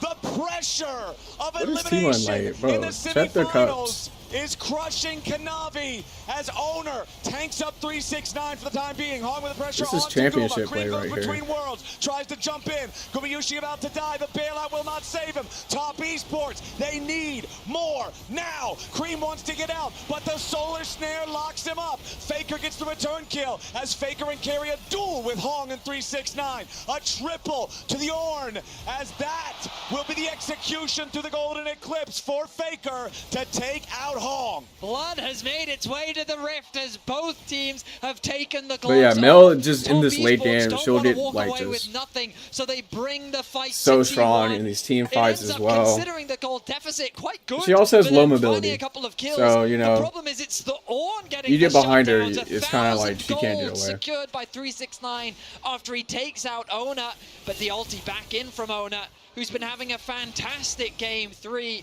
6-1-1 the scoreline. Let's look back as this is started by Kanavi getting caught. This started horribly because they've just lost Jackie Love in the back, Owner with the snipe, and then T1 think maybe, hang on, we don't want to be around here as Top Esports look to collapse. 369 gets a good Ornn ultimate to set up for Hong and Cream to go for the in-between worlds. But as you call it, Betty, it's all this extra gold going on towards the burn from 369, taking that one. Cream then gets focused down as Faker comes in through that bottom side, and it's just 369 getting so much of this gold. The TP in from Faker towards the Raptor pit. He pushed out that top wave. He arrived behind and provided the much needed damage to help get a few kills back for T1, but we return to the Rift as they push on the top side. Kanavi goes in, but his ultimate doesn't get a lot. Oh, what a combo. Hong will be first to die. That's really hard. Faker takes the kill, and 369's their next target. Solar Snare won't hit him. Horn maybe for the counterattack. 4-man knockup from 369, but it is not enough. T1 still over 2,000 gold ahead. Whirling Death will not find a snipe. That's a real problem. It feels like Top Esports is getting desperate. They force a 4 versus 5. Cream is in the bottom lane with no TP available. That pressure is now even going to be matched by Doran. It won't convert into major objectives, but T1 find themselves more kills. Yeah, and it feels like desperation for Top Esports, because that's exactly what it is. T1 have run this region for such an incredibly long time, and it feels like it's just going to be another notch in Faker's bedpost as they start to move forward. And we can see the engage comes through. The combination between 369 and Kanavi takes off half of Owner's HP, but that's all it does. Gumayushi and Faker are completely safe. They know they have the numbers advantage. Jackie Love is afraid to approach with the collapsing Scion, and it converts into 2 kills for T1. There's just no damage there every single time. Like, great knockup from 369, but we're back to it again. We might be fighting once more. Rift Herald summing up mid lane here from Top Esports. But T1 are looking to knock the thing down before it ever even gets to charge. Plus 25 gold, might as well have been a melee minion. T1 hold the line there, and now the next Drake has spawned. They're running. Whoever they're running with this objective will secure the feats of strength. T1 first to the area, control over the bot side river, trying to defend their control ward. Jackie Love has the axes spinning, ready to step up, try to clear the vision. Cream pincering around, looking to try to cut off T1, coming behind him. Top Esports backing away now on the main front. Cream shows himself, ready to try to enter into the fight now, but a lot of lockdown. Nobody finds the first kill. Kanavi is dead. Cream's next to follow. Top Esports jungler is caught again. Where's the ultimate? Where's the ultimate? Everyone else has to run. Jackie Love with the flash over the wall just to try to survive. Hong is running. T1, they want more kills. 369 and Jackie get enough distance to get away, but T1 have claimed the feats, claimed the Drake, claimed the tier 1 turret. Otacon's live on the map, and T1's got a 4,000 gold lead at Soul Point. Renata stocks are going to be at all-time high after this game. Carrier with they're just going through the progressions, really. Go invisible, thinking that might be the engage, but immediately Carrier responds, and T1 are able to chase down the back line as there's nothing Top Esports can do. do. It's so difficult for Jackie Love to do anything in these fights. He was just pushed back by Doran. He was tickling this Scion as the rest of T1 handled the flank from Cream, shut down Kanavi, and won in a landslide victory. They find themselves at Soul Point. They're looking to go 3-0 in this series. 369 will flash away.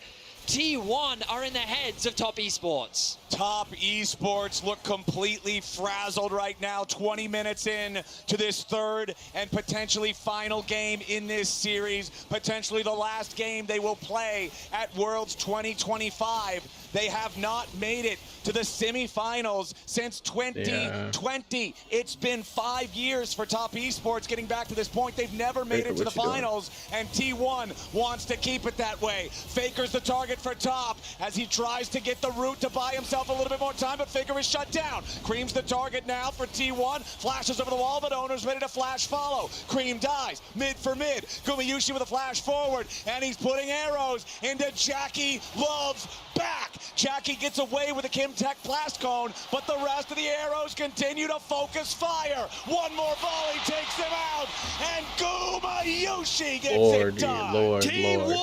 Yeah, they just can't catch a break here. Like DSs cannot catch a break. This is one of those games right here. And Kanavi again just picking the wrong moments. He goes in, he survives for now, but it costs Hong's life this time instead. T1. The execute power from T1 here is like, this is like the execute comp. Like, it looks like Renata keeps them alive, and they have the Mel to execute, they have the Pantheon to execute.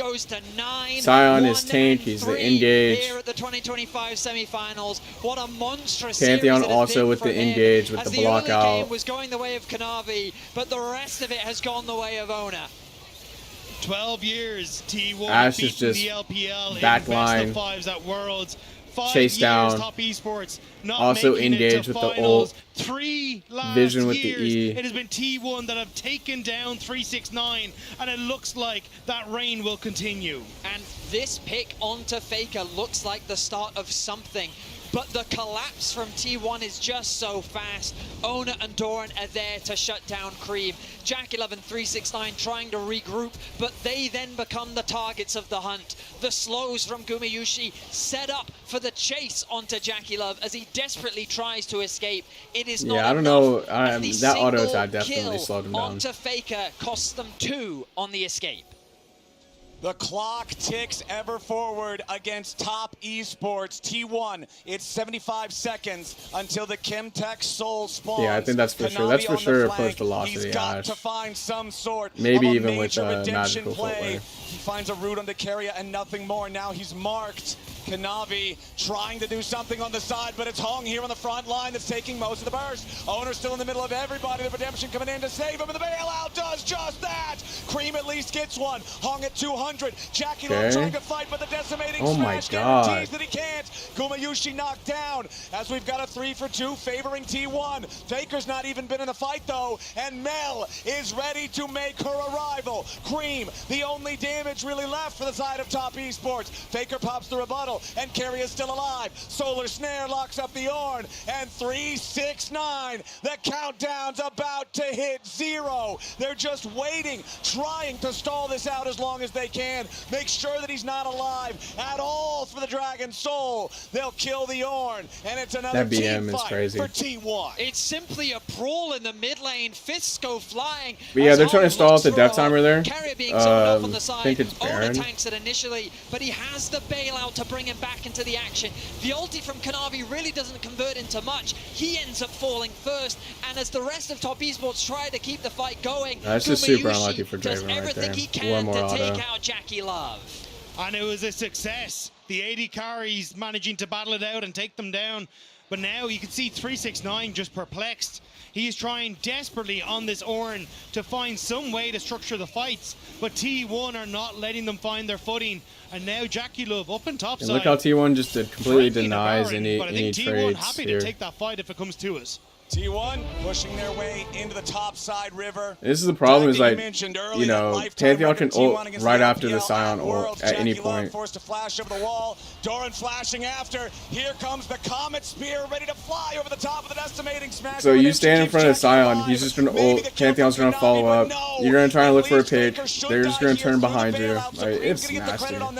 But T1 aren't done. Cream goes between worlds. 369 with a okay, this is big. Top esports. They found Gamiushi, but they have to trade Cream. Jackie's still alive for a little bit more damage. Damn. As Kyria, Owner, and Doran want some more. Hong gets almost caught by the hostile takeover, but it's 369 focused instead. T1, their carries might be down, but they still find another kill. Doran goes on a rampage, and the 3 remaining men on T1 knock down the tier 2. 369 survives for so long, but it's only so he can shed more tears as T1 continue to buckle the knees of top esports. There is little that they can do in this scenario. They just don't have enough damage. I mean, top esports are coming very close in a number of these fights, but as you said, Dagda, they're just a little too behind in the gold. Very forced play comes through from T1. A nice execution onto Faker, ends up being traded with Kanavi. I'm not seeing it. I really don't see the AOR damage. Like, Goff's ult here, right? Nothing much. With a good ulti, 369 with a good ulti of his own, but then Cream closes the gap and then just dies. Like, legit. Like, Orin did more damage there. To get the kill onto Cream, and then it's just a retreat from the side of top esports. Once again, T1 taking control over the top side river. They will immediately start up the Baron. It's an annoying ult. IG Don't get me wrong. in the only play-ins game at Worlds 2025. They eliminated AL in the quarters. They're Offense about to eliminate top esports here in the semifinals. Kanavi takes the arrow, and there's no way he's getting away from that one. The Baron secured by T1. There's no neutral objectives to care about on the map right now, and there's 35 seconds until the enemy jungler is back alive. T1 and eliminations at Worlds are just a different beast altogether, and top esports are all too familiar this is like super locked in, bro. Semifinals, it does not matter. T1 They're only just like, see victory. T1 with the Baron pushing into the this looked too easy. This looked easier than KT versus Gen G. Continuing their push straight through that mid lane inhibitor. Sidewaves not really set up for a successful multi-lane push. So T1's just going to keep going straight for the Nexus. Here comes the Grand Starfall, and Jackie's already down. Hong goes with them. The focus fire into 369 as Cream and Kanavi scramble to stay alive. But nobody on top esports has anything to stop T1. It's only the mid laner left. They'll get I mean, like, this is just perfect, you know, like, you Duma with the Ashe in the last series, Owner with the Pantheon, like, they know they have these pits. Faker and T1. Dang, they got them out fast. It's 3 hours, 4 hours, At the bro. World Championship, it is T1 that define excellence. As for the 4th time in a row, they will return to the World Final. 8 out of the 10 times Faker has made it to Worlds, he almost picked up the trophy. Now made it to finals. An 80% appearance rate is absurd at this level of competition, but he continues to show up year after year after year. Incredible showing from T1, heading to the finals yet again, and now I'm speechless. I can't even lie. Like, I'm speechless. But I didn't like their spirit coming in. Like, really though, this is like the most depressing. For the last representative of the LPL in their own house in Shanghai, as they once again walk into the wall that is T1 and Faker at Worlds. And it's just another notch for T1, and it really hammers home again that we are in the I don't know how many era of T1. I mean, standing ovation. Standing ovation. What a series. Yeah. For him, right? I mean, it wasn't much of a series, but great for T1.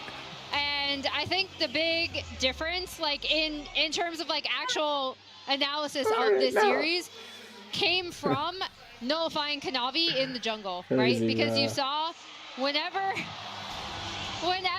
TES were trying to make plays, T1 was there stymieing them at every turn. I mean, I just think it's another incredible performance from T1. You just can't say enough. 4 straight World Finals, ridiculous. 8 out of 10 times Faker has made World Finals when he goes. He's now going for his 6th World Championship. That camera's not catching anything, by the He will way. never be matched. He's so far beyond the game to me that he is just man, one we're of a the long most way off dominant people from in automation, sport, man. period, ever. Yeah, and we were talking about it No just here autographs. before, right? It is such a long career, and you've had to come up with monikers Yep, for that him SJT over is and still over. It alive. was the young upstart that won Worlds, that was the start of a dynasty. It was the T1 dynasty with the back-to-back victories. It was the unkillable Demon King. It was the captain that led his team when the rest of his team fell short. It was the other way around when the rest of his team well, stood in. we got a week off. Never is seen. We won't see another game until next week. And honestly, odds are looking pretty high for T1 right now if they're playing like that. If they play like that, oh my god.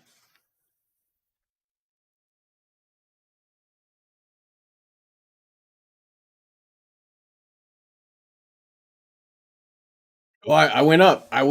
Ooh. I went up 2%. 2%. This has to be like, whoa. This has to be like top 2, top 4. Oh my god, bro. I can't believe I threw. I can't believe Gen G threw. This stripped. Everyone would have won. Gen G threw. If Gen G won. So I'm like 4 for 1. I only missed 1. So weak, bro. The top 5,000 is 8,000 players. Stop it. I'm 15 points off. Stop it. Stop messing with me, bro. Look at this skin, bro. Let's see. Has it leaked anywhere? Oh, it's probably in the past somewhere. Bro, the perfect bracket is just ridiculous, bro. Like they just dropped everything in that pack. I'm doing these pick'ems every year.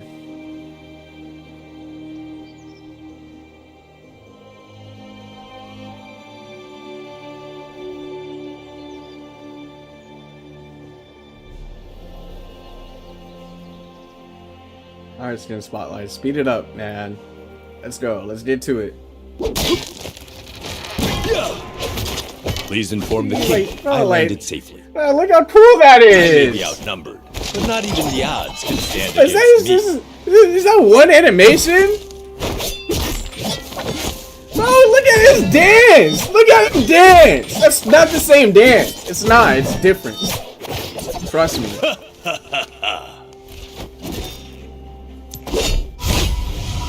Oh, come on! Come on! I can't have that skin! Hardly a threat. Listen to it! Oh, he's like Draven, he's like Yasuo, Draven, Darius, all mixed together. Yon mixed together. Now, I'm not gonna lie, the sound effects are nice. Do better. The on-head effects are nice. It's knock up. These animations. Oh, listen. Show me that again. Thank you. One more time.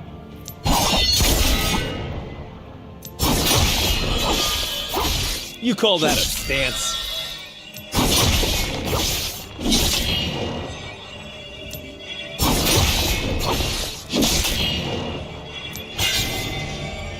This is not gonna have anything crazy. All right, pop that R. Yep. You know what time it is. Now these sound effects are crazy.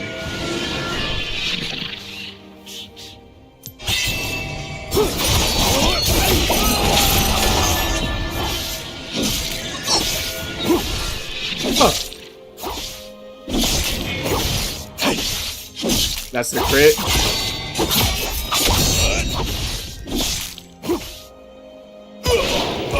Death animation. Like, look, he's not even like, bro, he can come back.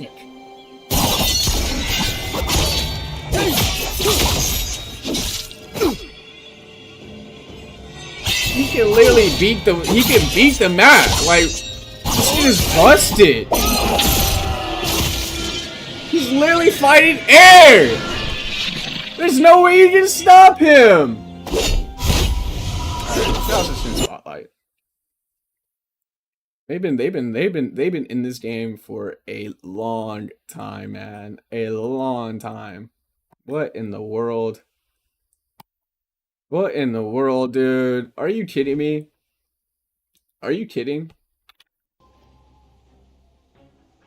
Come on. You don't even know what that is. You don't even know what this game mode is. Talk to me about domination. Dominion. Bro, actually, I missed this map. Oh my god. I actually missed this game mode. Oh no. Oh no, my eyes. Map. I kind of miss. I miss the first rework of the map. Yeah, I missed the first rework. This old league, I don't think I really played it. I think I played the... I was right around like the winter skin, the winter map is really popular. Custom winter map.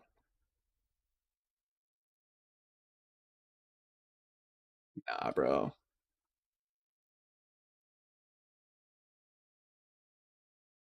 This game was fudly, man. You just had to be there. You just had to be there. You just had to know. Like, you didn't play the game for, you weren't playing it for the skins. Trust me. Know why me Roger is so jolly?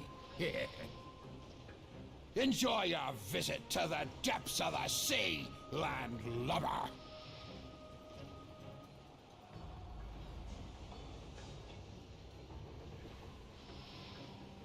Oh man, I'm sure Riot tried to beat these guys into dust. Nah, this map was so... You used to run it... Nah, bruh. Nah, bruh. You used to get these buffs. You used to be able to... It was basically domination. So you conquered these spots, and then you would spawn on these spots, and minions would try to take over, and you could take over. And it was just... This was the game right here. This was a game mode right here. But what they really need to bring back... That twisted tree line, man. I don't know what that brawl is, bruh. Give me twisted tree line, bro. Like, stop playing. Stop playing. Stop playing. But yeah, that was impressive. I think T1 just really showed some real talent there, some real skill. But yeah, Nets finals. Gonna be hopefully they do like something like big. Like, I want to see a big intro like they've done in the last couple of worlds, but like the last one, right? They had that band. No, that was the Olympics. They brought somebody. I think they brought Lil Nas X out at one point, and Imagine Dragons at one point. So I'll be interested to see. I don't know what song they're pushing right now. Like, I just know they got that deal. They got that Interscope Columbia UMG deal. Yeah, y'all be easy, man. As always, all these games are gonna be in the playlist. And yeah, I'll catch you guys next time.